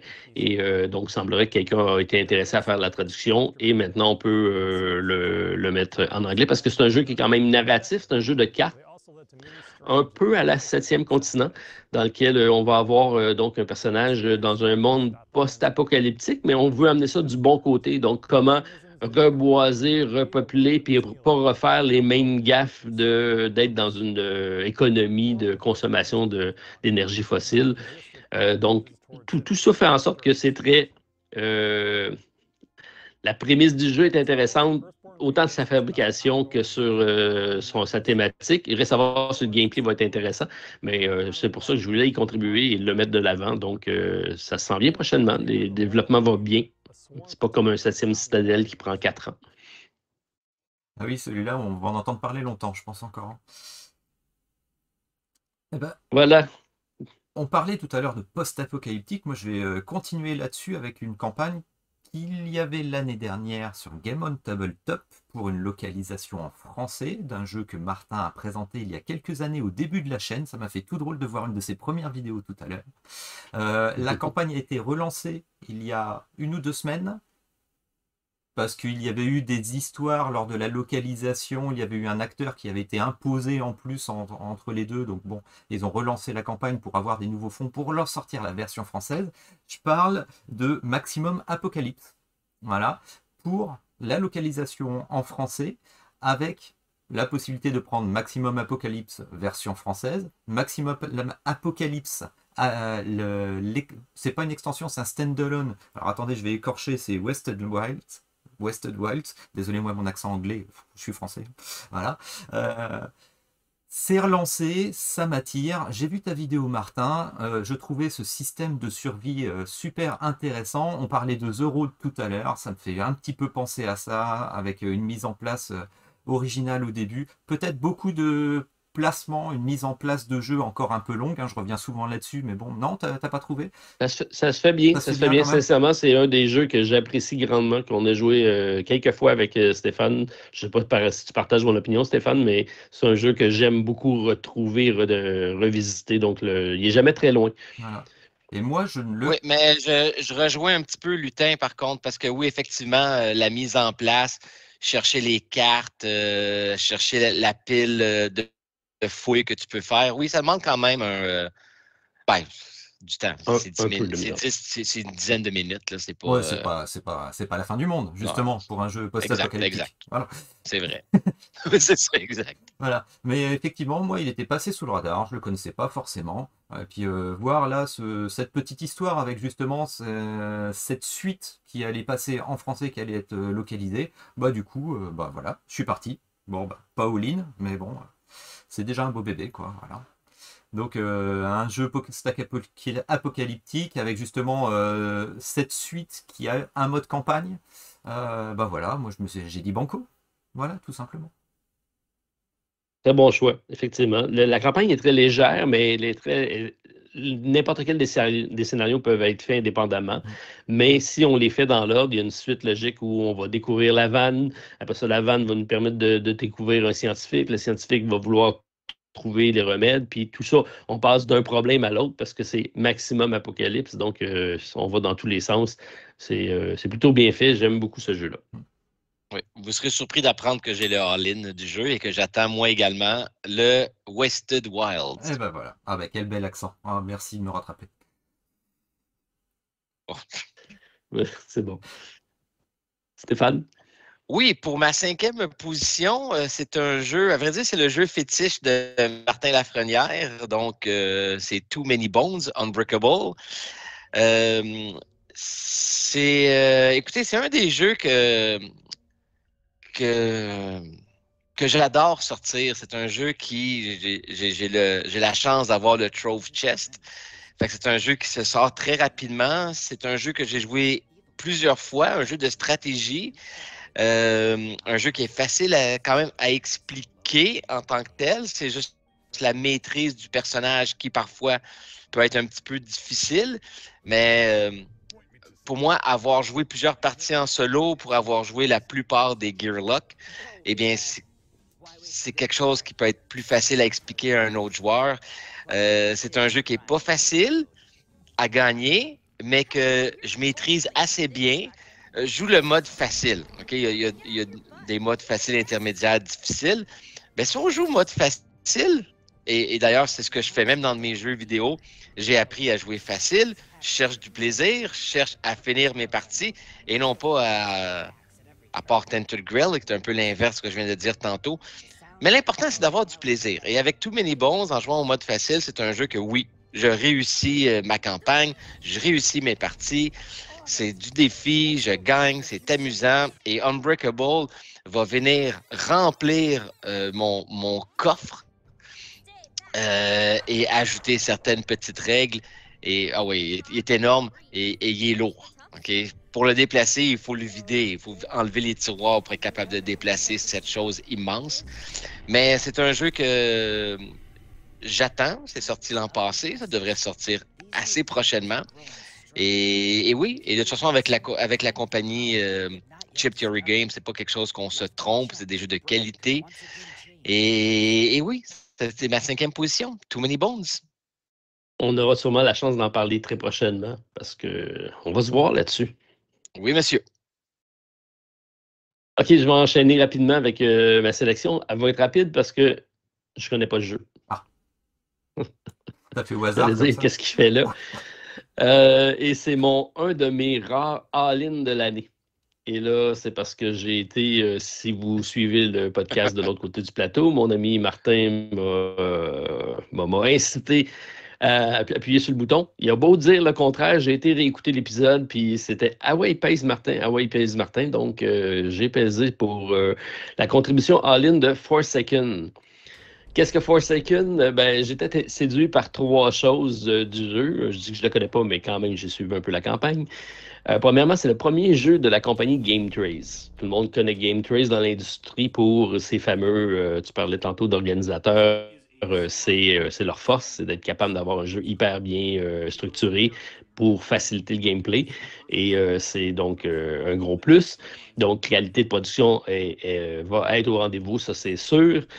C'est un jeu dans lequel également on est dans un univers que j'aime bien, que j'avais découvert avec Stéphane dans un jeu d'exploration de donjons. Je cherche le nom, vous allez peut-être m'aiguiller.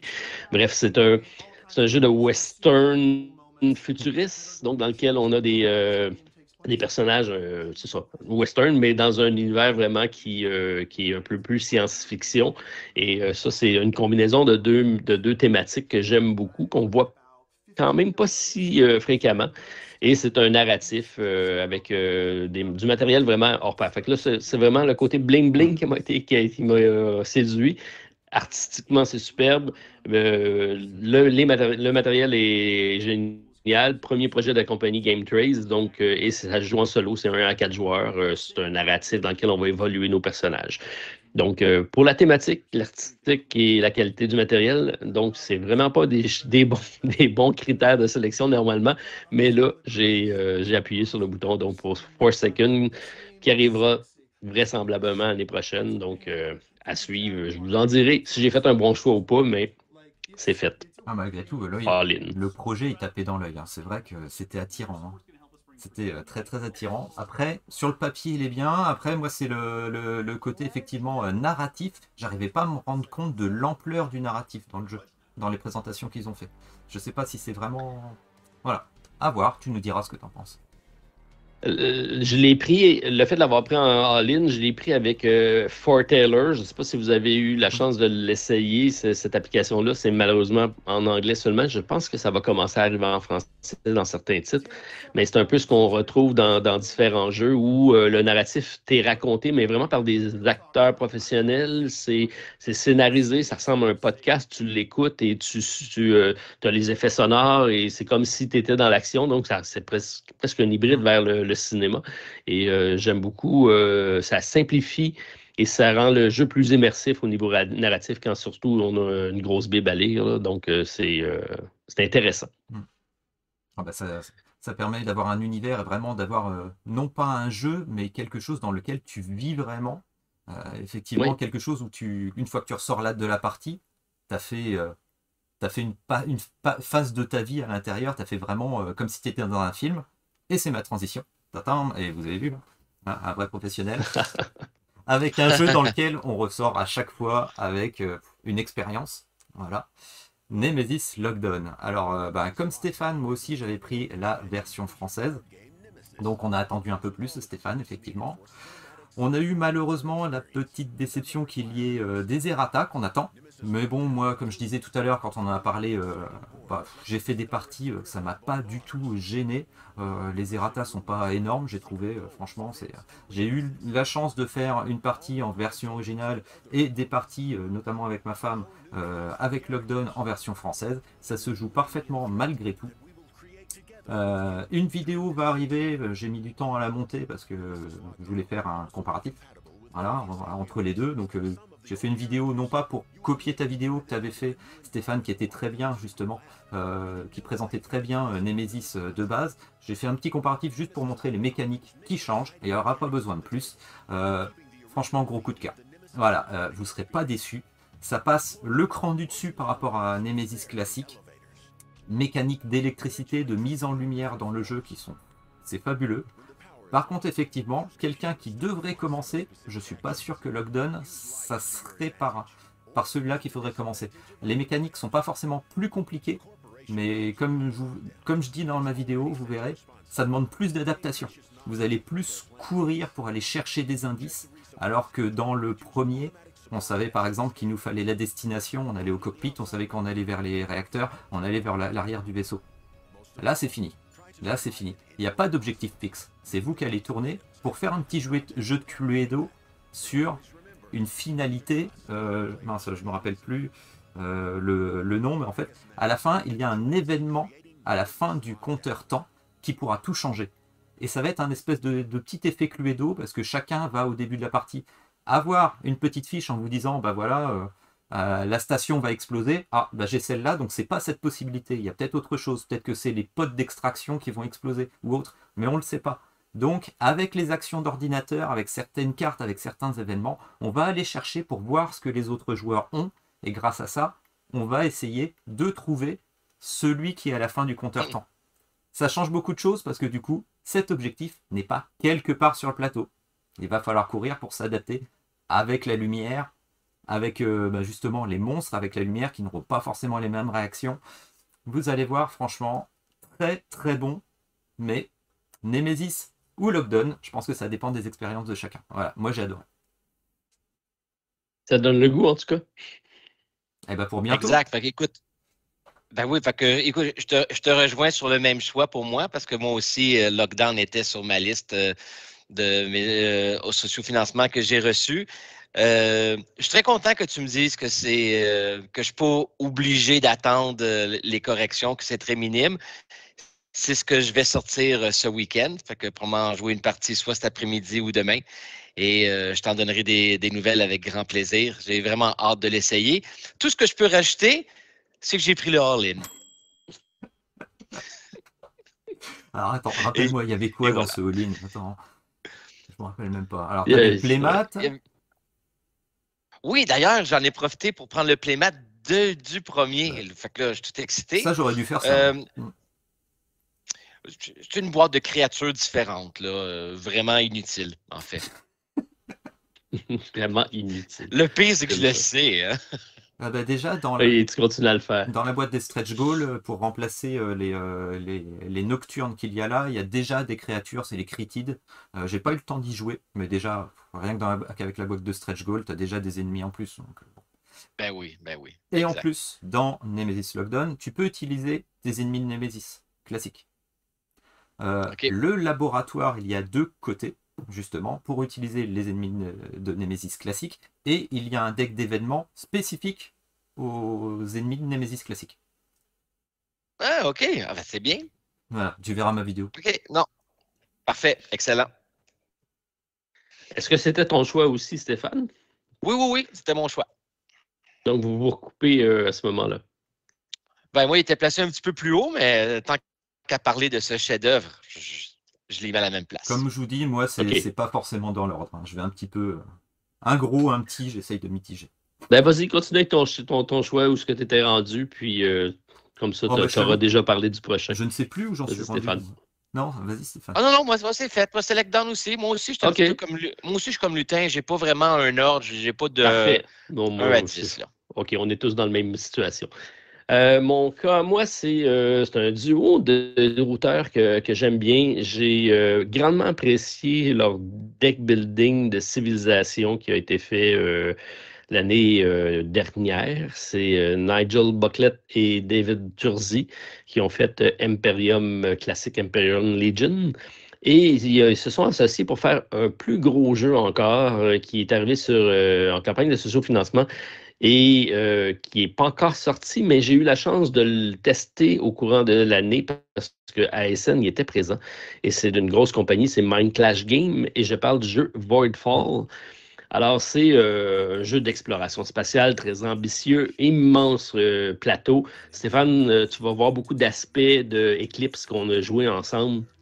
C'est ce style de jeu-là, à grand déploiement, grandiose, 1 à 4 joueurs, 90 à 240 minutes. C'est des parties qui vont être longues, mais sans doute très intenses. Moi, j'ai fait un tour de jeu, j'ai vu comment ça tournait, j'ai vu le matériel et tout ça, mais ça laisse présager quelque chose d'épique, un peu comme dans Eclipse.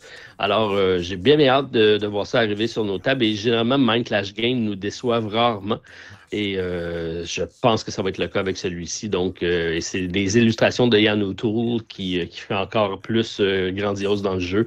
Donc, un peu de Mind Clash Game, un peu de Vidal Lacerda, si on veut, au niveau de la grosseur du jeu, des mécaniques et tout ça s'emboîte. Ça fait en sorte que c'est un genre de jeu, ça va être difficile à sortir, c'est pas le genre de jeu qu'on va savoir sur nos tables régulièrement, mais c'est le genre d'expérience qu'on s'installe puis on fait ça dans une soirée comme on avait fait à Eclipse, puis c'est sûr que ça va être épique. Donc, bien hâte de recevoir celui-ci. Donc, Voidfall de Mind Clash Games, ça s'en vient très prochainement parce que j'ai vu les copies déjà prêtes à être expédiées. J'imagine que vous n'étiez pas sur cette campagne-là non plus de votre côté. J'étais pas sur cette campagne-là et j'ai vu il n'y a pas longtemps, il y aura peut-être une VF, si j'ai bien compris. Je crois que c'est Super Meeple qui a eu les droits. C'est fort possible, effectivement, parce que Mind Clash Game, généralement, il y a beaucoup d'intérêt de ce côté-là.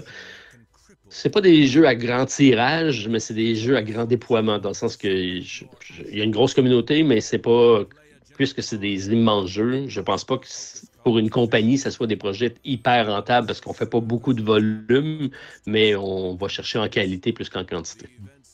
Alors moi, je n'étais pas sur la campagne parce qu'effectivement, c'est le style de jeu où beaucoup de temps quand même autour de la table. C'est du gros jeu lourd. Et quand c'est du gros jeu lourd comme ça, mes amis pour jouer, j'ai plus de mal à les amener sur un jeu de ce style-là plutôt que sur un crawler. C'est pour ça que j'essaye de me Oui, un crawler, c'est assez facile, effectivement, un crawler à faire passer généralement. OK, lutin? Eh bien, moi, sur quoi je vais partir ce coup-ci? Allez, hop, hop, hop. Eh ben voilà, on va partir sur un petit jeu. Voilà, alors petit, il est dans le bon sens, voilà, j'avais un petit doute. Avec la deuxième saison de Marvel United, avec X-Men. Connu, un jeu coopératif dans lequel on joue pour essayer de battre un vilain qui va avoir ses plans. Ce qui est pas mal dans le jeu, c'est qu'effectivement, dans la première opus, on avait 3 vilains avec des plans diaboliques qui étaient bien différents, qui changeaient beaucoup le jeu. Avec Steve, on est des grands fans de ce jeu, on en a déjà parlé. La version X-Men, qu'est-ce que ça apporte? Ça apporte déjà 4 vilains par rapport à la première version, dans la boîte de base, je reste sur la boîte de base, je vais pas vous sortir la boîte de Stretch Goal qui est énorme, qui ressemble à rien, au secours. Voilà. Mais pas loin non plus dans l'île de Tech. Voilà. Donc 4 méchants, dont 2 qui peuvent être joués en héros, forcément Magneto et Mystique qui passent toujours d'un côté, d'un côté ou de l'autre suivant leurs intérêts. Et surtout, gros intérêt à partir de la saison 2, c'est qu'on peut jouer jusqu'à 5 avec un joueur qui joue le méchant avec ses plans diaboliques. J'ai pas encore eu l'occasion de tester ce mode, mais franchement, X-Men, j'ai vraiment accroché, notamment, il y a Wolverine, franchement. Voilà, moi j'ai pas une grosse culture comique comme toi, Martin, donc la boîte de base me suffit. Ce que j'ai vu dans les stretch goals, j'en connais pas un quart, donc je sais pas si c'est vraiment intéressant. Surtout qu'en plus là, ils sont partis pour faire une 3e saison. Je sais pas si vous avez regardé. Pour moi, qui connais que le MCU Marvel, ça ressemble à rien. Voilà, à part le Galactus, pour l'instant, je suis pas forcément fan de la 3e saison. Stéphane est probablement un plus grand fan encore de comic book que moi. C'est lui qui m'a initié à l'univers. Je pense qu'il continue. On a eu la chance de le tester Marvel United cette année ensemble, Stéphane et moi, et on s'est pris au jeu et je pense qu'on a apprécié tous les deux ce genre de jeu que j'aimerais ressortir parce qu'il est vraiment pas compliqué. Exactement. C'est magique, c'est facile, c'est grand public, mais tu as beaucoup de plaisir à combattre tes cartes pour essayer de déjouer les plans du vilain. On a seulement fait une partie, mais c'est sûr que j'aimerais ça en faire plus. En tout cas, moi, j'avais apprécié à l'époque. Ouais. Je ne sais pas si c'est pour toi, Stéphane. Moi aussi. Ah oui, absolument. C'est un jeu qui est facile à sortir, dans une petite plage de temps, du coopératif. Franchement, voilà, c'est pour ça tout à l'heure on disait les grosses campagnes, c'est bien, mais parfois avoir des petits jeux comme ça qu'on sort facilement, c'est quand même excellent, quoi. C'est juste triste que j'ai la grosse boîte à côté. Fait que finalement, il prend beaucoup de place parce qu'il y a beaucoup de figurines, mais je suis sûr que je ne jouerai pas avec le 3/4 de ces figurines-là. Tu jouerais pas avec les héros, en fait. Voilà, tu regardes les 3/4 des personnages qui sont dans la boîte, c'est des héros. Les héros, c'est pas ça qui donne de la vraie rejouabilité au jeu. Ça change un petit peu, oui, d'accord, mais c'est vraiment les vilains. Et les vilains, dans la grosse boîte, t'en as pas tant que ça. Enfin, dans la grosse boîte de la saison 2, t'en as plus que dans la saison 1, mais voilà. Bon. Et moi, j'avais une de mes aventures parce que j'avais contribué au premier Marvel United. Mon pledge était perdu. J'avais communiqué avec la compagnie. Ils m'avaient dit finalement, on a tout distribué nos pledges. On ne peut pas te le permettre de le prendre, mais on va te remettre sur la prochaine campagne. Donc, ils ont retransposé mon pledge sur la X-Men. J'ai reçu X-Men. Je n'ai pas été déçu. Je pense que c'est une version améliorée du premier. Oui, c'est ça. C'est un petit peu une version améliorée avec justement... le mode super vilain où un joueur peut jouer en plus. Au lieu d'être 4, on peut être 5, c'est déjà c'est pas mal avec justement quelqu'un qui fait le méchant. C'est vraiment sympathique, quoi, ça. D'accord. De ton côté, Stéphane? Eh bien, de mon côté, j'étais avec un jeu qu'on ne sait pas quand est-ce qu'il va sortir, mais c'est un jeu que j'attends quand même avec impatience. C'est la 7e Citadelle. Je ne pouvais pas passer à côté de ça, tellement le 7e continent était un excellent jeu qui nous ramenait dans nos livres dont vous êtes le héros. D'ailleurs, le 7e continent, j'y joue encore de temps à autre. J'ai toujours pas réussi à compléter aucune malédiction, mais ça, c'est moi. Que voulez-vous? Par contre, j'ai remarqué pas si longtemps une certaine règle de déplacement qui maintenant va me faire sauver énormément de cartes que je n'avais pas compris. Oui, tu peux aller jusqu'à l'autre bout. Hein? Tu n'es pas obligé de les passer une après l'autre. Exactement. Ça complexifie un peu mon jeu. D'où l'importance des fois que quand ça fait un bout de temps qu'on ne joue pas, c'est pas une mauvaise idée de revisiter aussi les règles et de ne pas imaginer qu'on s'en rappelle. Donc, tout ça pour vous dire que oui, 7e Citadelle, c'est l'un de mes choix. Et d'ailleurs, je regardais le prix que j'ai payé, c'est 69 $. C'est fou, hein? C'est fou. Ouais. C'est fou voir quand est-ce que ce jeu va arriver sur les tablettes. Donc, c'est pratiquement un placement. Non, mais c'est vrai, je regarde beaucoup des jeux qui sortent. Je regardais Nemesis qui est rendu 250, 260, 300 $ canadiens. Puis là, je dis, OK, non, j'ai jamais payé ça, mais les prix ont tellement augmenté. Mais lui m'a vraiment surpris. Quand j'ai fait la liste hier, parce que je regardais plusieurs prix que j'avais payés, mais quand j'ai vu 7e Citadelle, 69 $, je pense.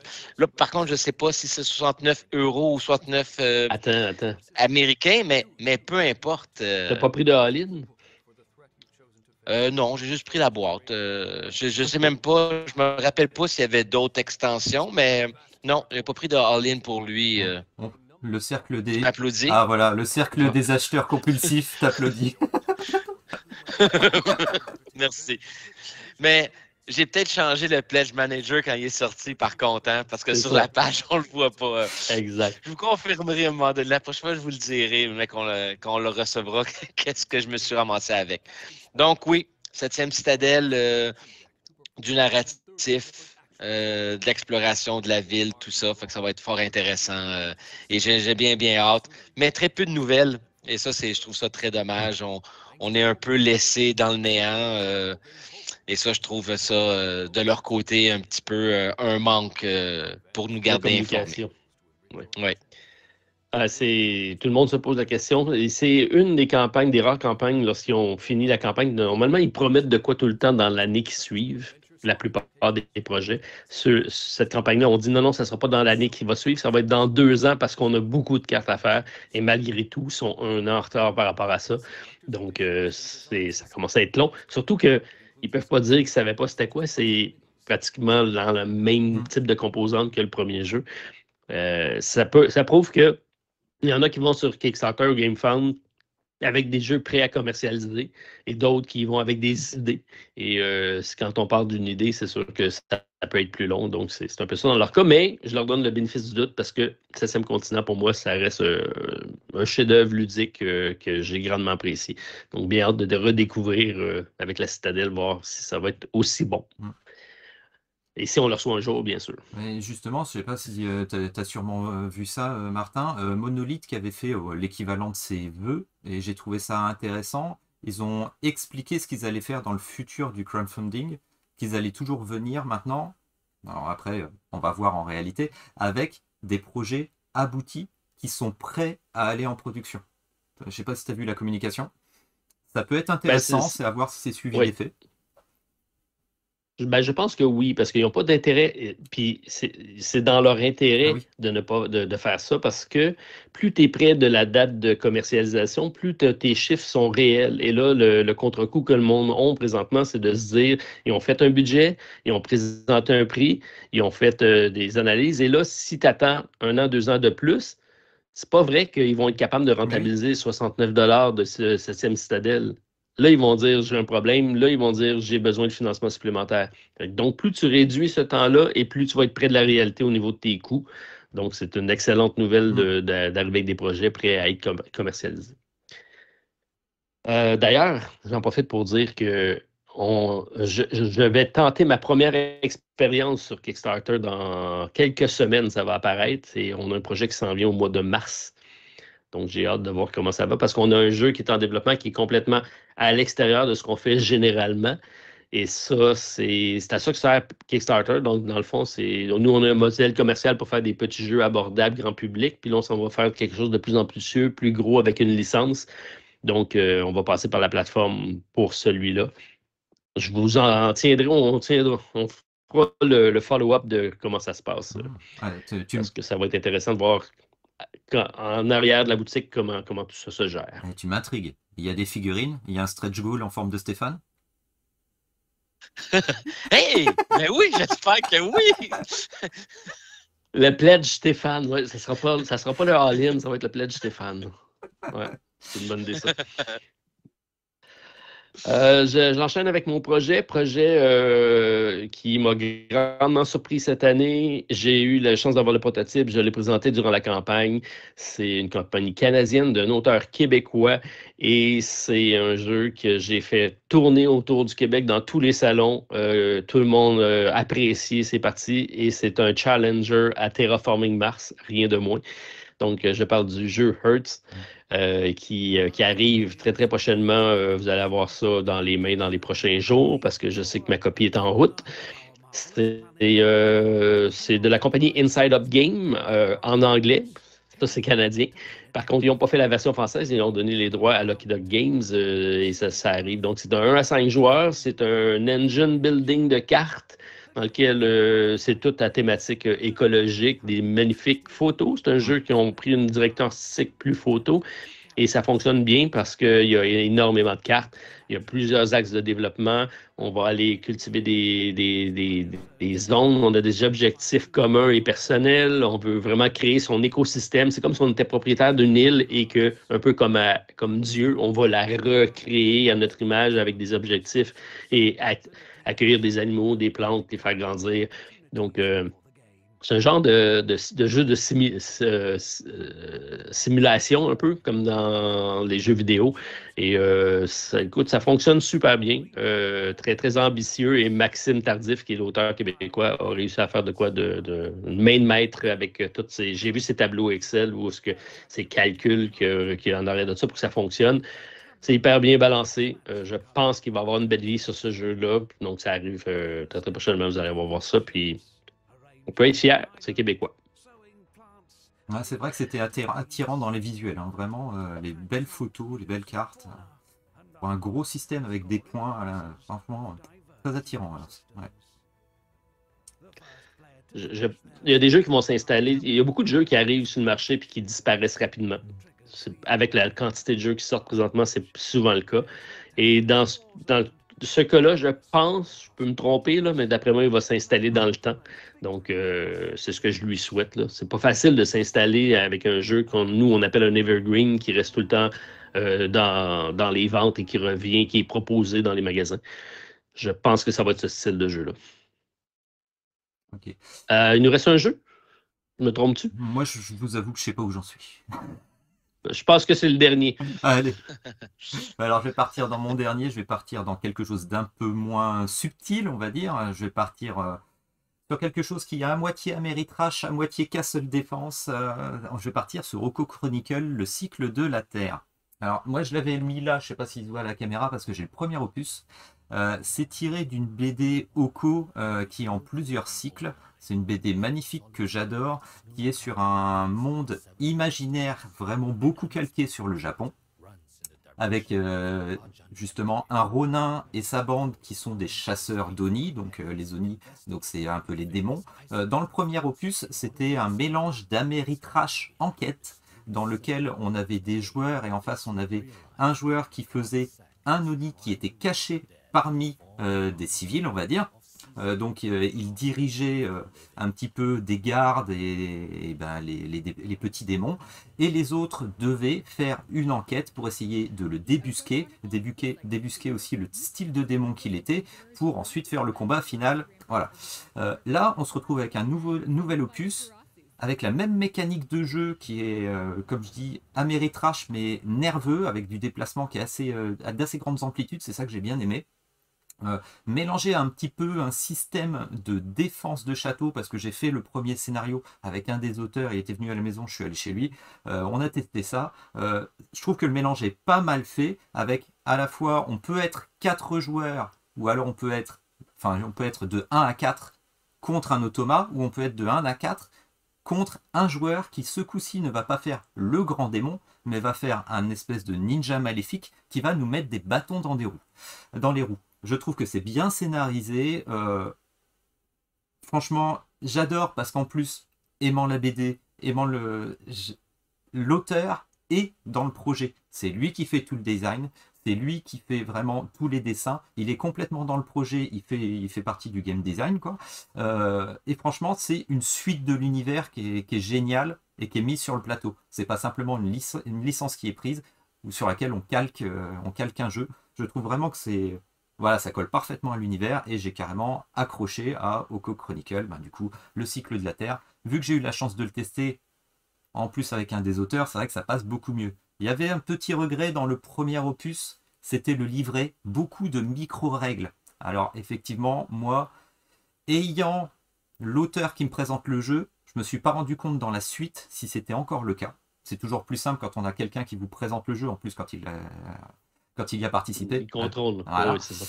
Donc je me rends pas compte vraiment de cette partie, mais sinon j'ai vraiment accroché à un jeu nerveux et vraiment sympathique, quoi. Voilà.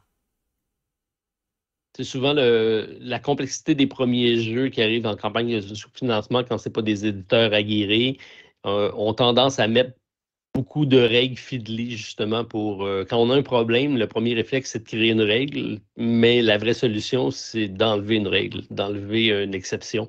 Donc les exceptions dans les jeux, c'est ce qui rend le jeu complexe pour rien et qui ralentit le gameplay, qui frustre un peu le joueur. Donc de trouver cet équilibre-là, c'est jamais facile.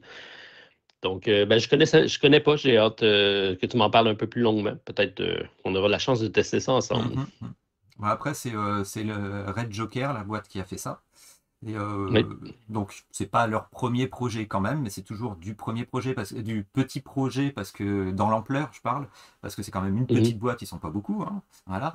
Et mais franchement, j'ai trouvé le résultat vraiment fun et Ameritrash, mais avec enquête. Et j'ai trouvé ça sympathique. Moi, j'ai joué justement cette espèce de ninja corrompu contre mes potes. Et franchement, j'ai Ça vraiment... te va bien, ça? Ah oui, ça me va super bien. Le ninja corrompu, là, je t'explique même pas. Et donc, du coup, eux, ils avaient un messager à essayer de cacher. Ils s'étaient décidés au début parmi 3 pions où est-ce qu'ils cachaient dans le fortin. Moi, j'essayais de le trouver. J'essayais en même temps d'aider une armée de morts-vivants qui voulait rentrer dans la défense du château. Voilà, c'était vraiment un beau mélange. Ça semble intéressant. Ah, moi, j'ai Ça semble beaucoup intéressant. aimé ma partie. C'était le scénario de présentation, voilà, lors de la campagne. À voir pour les autres scénarios, j'ai confiance et sachant qu'en plus il y a l'auteur de la BD dedans, c'est lui qui est partie prenante. Voilà, j'attends. Ouais. C'est des belles illustrations, effectivement, puis ça fait très BD. Mm. Stéphane, de ton côté? De mon côté, je vais terminer avec un jeu de ma compagnie fétiche. Un jeu qui, malheureusement, on n'a pas eu de nouvelles depuis le 27 septembre. Donc, ça commence à dater. Par contre, je me console en me disant que je ne suis pas le seul. C'est 10 000 autres contributeurs qui attendent des nouvelles. C'est 1 500 000 qui a été financé pour ce projet-là. Je parle de 6 sièges de Mythic Games. C'est un jeu que si on fait une recherche sur Board Game Geek, je pense qu'il y a 2 images qui reflètent mal l'avancée du jeu. Car si on regarde sur la page de Kickstarter, le projet, la mise en place, les images, la façon de jeu, les règles, tout est là. Tout semble démontrer que le jeu est terminé. Okay? C'est un jeu de stratégie. On a une multitude d'agents. Il y a des accessoires, des fauteuils, des tables, miniatures pour vraiment avoir des règles d'obstacles qui vient vraiment pousser un peu le réalisme de ce qu'on peut retrouver aussi dans le jeu vidéo. Exactement, oui. Parce que ça aussi, c'est une réplique du jeu vidéo. Et c'est beaucoup de stratégie pour être le furtif le plus longtemps possible. Et le jeu, en gros, c'est une genre... La mise en place, de ce que j'ai pu comprendre, c'est plus une genre de pratique entre les agents. C'est des agents contre d'autres agents dans des situations à huis clos, dans des pièces, dans des salles d'ordinateur. Donc, c'est un jeu qui, thématiquement, et aimant ce type de jeu vidéo-là aussi, m'a énormément attiré. Et juste avant qu'on fasse la vidéo, je regardais la page, puis je dis, OK, mais ils sont là. Tout semble être sur le point d'être fini, mais j'imagine que la production, ce qu'on parlait encore. D'ailleurs, Mythic Games, c'est comme je l'ai dit, c'est ma compagnie fétiche. Et la seule raison que je n'ai pas tous leurs jeux, c'est parce qu'ils n'ont sorti trop en même temps. OK? C'est la seule raison. Parce que sinon. T'en as beaucoup d'eux quand même. Là. Ben oui, j'ai beaucoup. J'ai commencé avec Mythic Battles, qui avait fait en association avec Monolith. J'ai Jeanne d'Arc. J'ai Claustrophobia, si tu veux. Il ne faut pas que je me trompe. Mais oui, Claustrophobia, c'était eux, ça, je crois. Hein? Oui. Redbuster, Redbuster, que je l'ai, que j'ai le All-In, bien sûr. Est-ce que ça, Siege t'a pris le All-In aussi? Bien sûr. OK. J'avais réussi à convaincre Martin Lafrenière de prendre le jeu de base seulement. Donc, j'ai pas réussi à te convaincre. Tu n'as pas parlé avec moi. Tu n'aurais pas réussi. Vois-tu, lui était 269 $ que j'avais contribué pour ce jeu-là. Ouais, 269 $. As-tu déjà fait l'exercice d'évaluer la valeur de ta ludothèque? Non, je ne l'ai pas fait. Oui, l'argent que j'ai mis dans ça, ça va être assez... c'est une hypothèque. Il y a la valeur de la ludothèque et la valeur de ce qui est en attente aussi de livraison. Parfois, c'est ça aussi qui ralentit. Moi, c'est ce qui m'a un peu freiné justement sur cette fin d'année. Et justement, Batman, je devais le prendre, je l'ai annulé. Justement, quand j'ai vu la somme de ce que j'avais en attente. Parfois. Oui, c'est ça. On ne réalise pas à force de toujours mettre de l'argent, mais que si on additionne ça, on a largement dépassé notre budget annuel qu'on s'était imaginé. Ah, oui. C'est ça. Absolument. Mais vous voyez, la plupart des jeux, c'est des financements que j'ai faits en 2021. Là, ça fait. On attend énormément. Il faut être très patient. Donc c'est ça. Donc oui, Six Siege, j'ai très, très hâte et j'ai très confiance qu'on va le recevoir. Bonne chance. Bah, je crois Merci. que dans leur communication, c'est le prochain qui compte envoyer après Dungeon. Comment il s'appelle? Darkest Dungeon, je sais plus. Enfin bon, bref. Je crois que c'est le prochain, dans la prochaine étape, d'après leur communication, si je me trompe pas. OK, À je voir. vais compléter de mon côté avec. Je pourrais remettre beaucoup de titres qu'on a parlé dans le top 10 des jeux avec Steve et Stéphane. Je vous inviterai à peut-être aller écouter la vidéo parce que Endless Winter, c'était une campagne de sous-financement. Oathsworn Into the Deep Wood est parmi les top 10 des jeux financés cette année qui a fait comme une refonte, un standalone. Et c'est un jeu que j'ai, mais j'ai passé à quelqu'un, j'ai pas pu l'essayer. Mais j'ai très, très hâte de l'essayer en ta compagnie, Stéphane. J'ai testé Return to Dark Tower avec Martin, que j'ai grandement apprécié, mais avec une grosse tour, très tape à l'œil, mais très intéressant comme gameplay à la pandémie un peu. Planet Unknown qu'on a parlé, Foundation of Rome, ISS Vanguard, Persévérance. Tous des titres qu'on a parlé dans cette vidéo-là, donc je vous invite à aller l'écouter si vous voulez plus d'informations. Celui que j'ai retenu pour mon dernier titre et ce que je voulais mettre de l'avant, c'est beaucoup l'aspect de deuxième campagne de projet pour finalement voir des jeux arriver en français. Ça a été le cas cette année avec Too Many Bones, qui est arrivé en français finalement après de longues années d'attente. Et récemment, que je viens de recevoir, pas plus tard que cette semaine, c'est Sleeping Gods, qui est le chef-d'œuvre de Ryan Lockett. Donc, c'est un jeu narratif à monde ouvert qui est très, très, très spécial, je pense, qu'il se doit d'être... En tout cas, si vous aimez les jeux narratifs, celui-là, vous allez capoter, comme on dit au Québec. Donc, c'est vraiment spécial parce qu'il a pris différentes histoires, qui a éclaté en petits bouts et qui a réparti ça sur une map monde immense. Et là, on navigue avec un équipage pour pouvoir trouver des parcelles d'histoire, et là, tout se reconnecte, ça fait un chassé-croisé incroyable. Narrativement, c'est vraiment génial, et ça se devait d'être traduit en français pour être capable de bien le jouer. Et la compagnie Lucky Dog Game a fait ça au courant de l'année et ont livré rapidement la marchandise. Je sais qu'il y a eu des protestations sur la qualité de la traduction, ou la liberté peut-être des fois de traduction, parce que Lucky Dog Game va adapter certaines choses peut-être pour rendre ça des fois plus compréhensible, mais les puristes vont dire qu'ils sont déçus, qu'ils peuvent être déçus. Ça ne change rien que le gameplay, ça vous permet d'apprécier le jeu à sa juste valeur en l'ayant dans la langue de votre choix.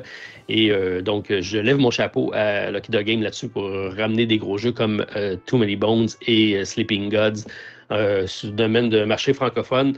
Vous allez grandement apprécier, vous allez découvrir un univers avec Ryan Lockett dans le cas présent. Vraiment génial. C'est attesté. On a même un personnage canadien dans l'aventure. Donc, c'est un équipage hétéroclite d'un vaisseau. C'est un peu à la Lost, l'épisode, Stéphane, que tu avais suivi, là, le TV show.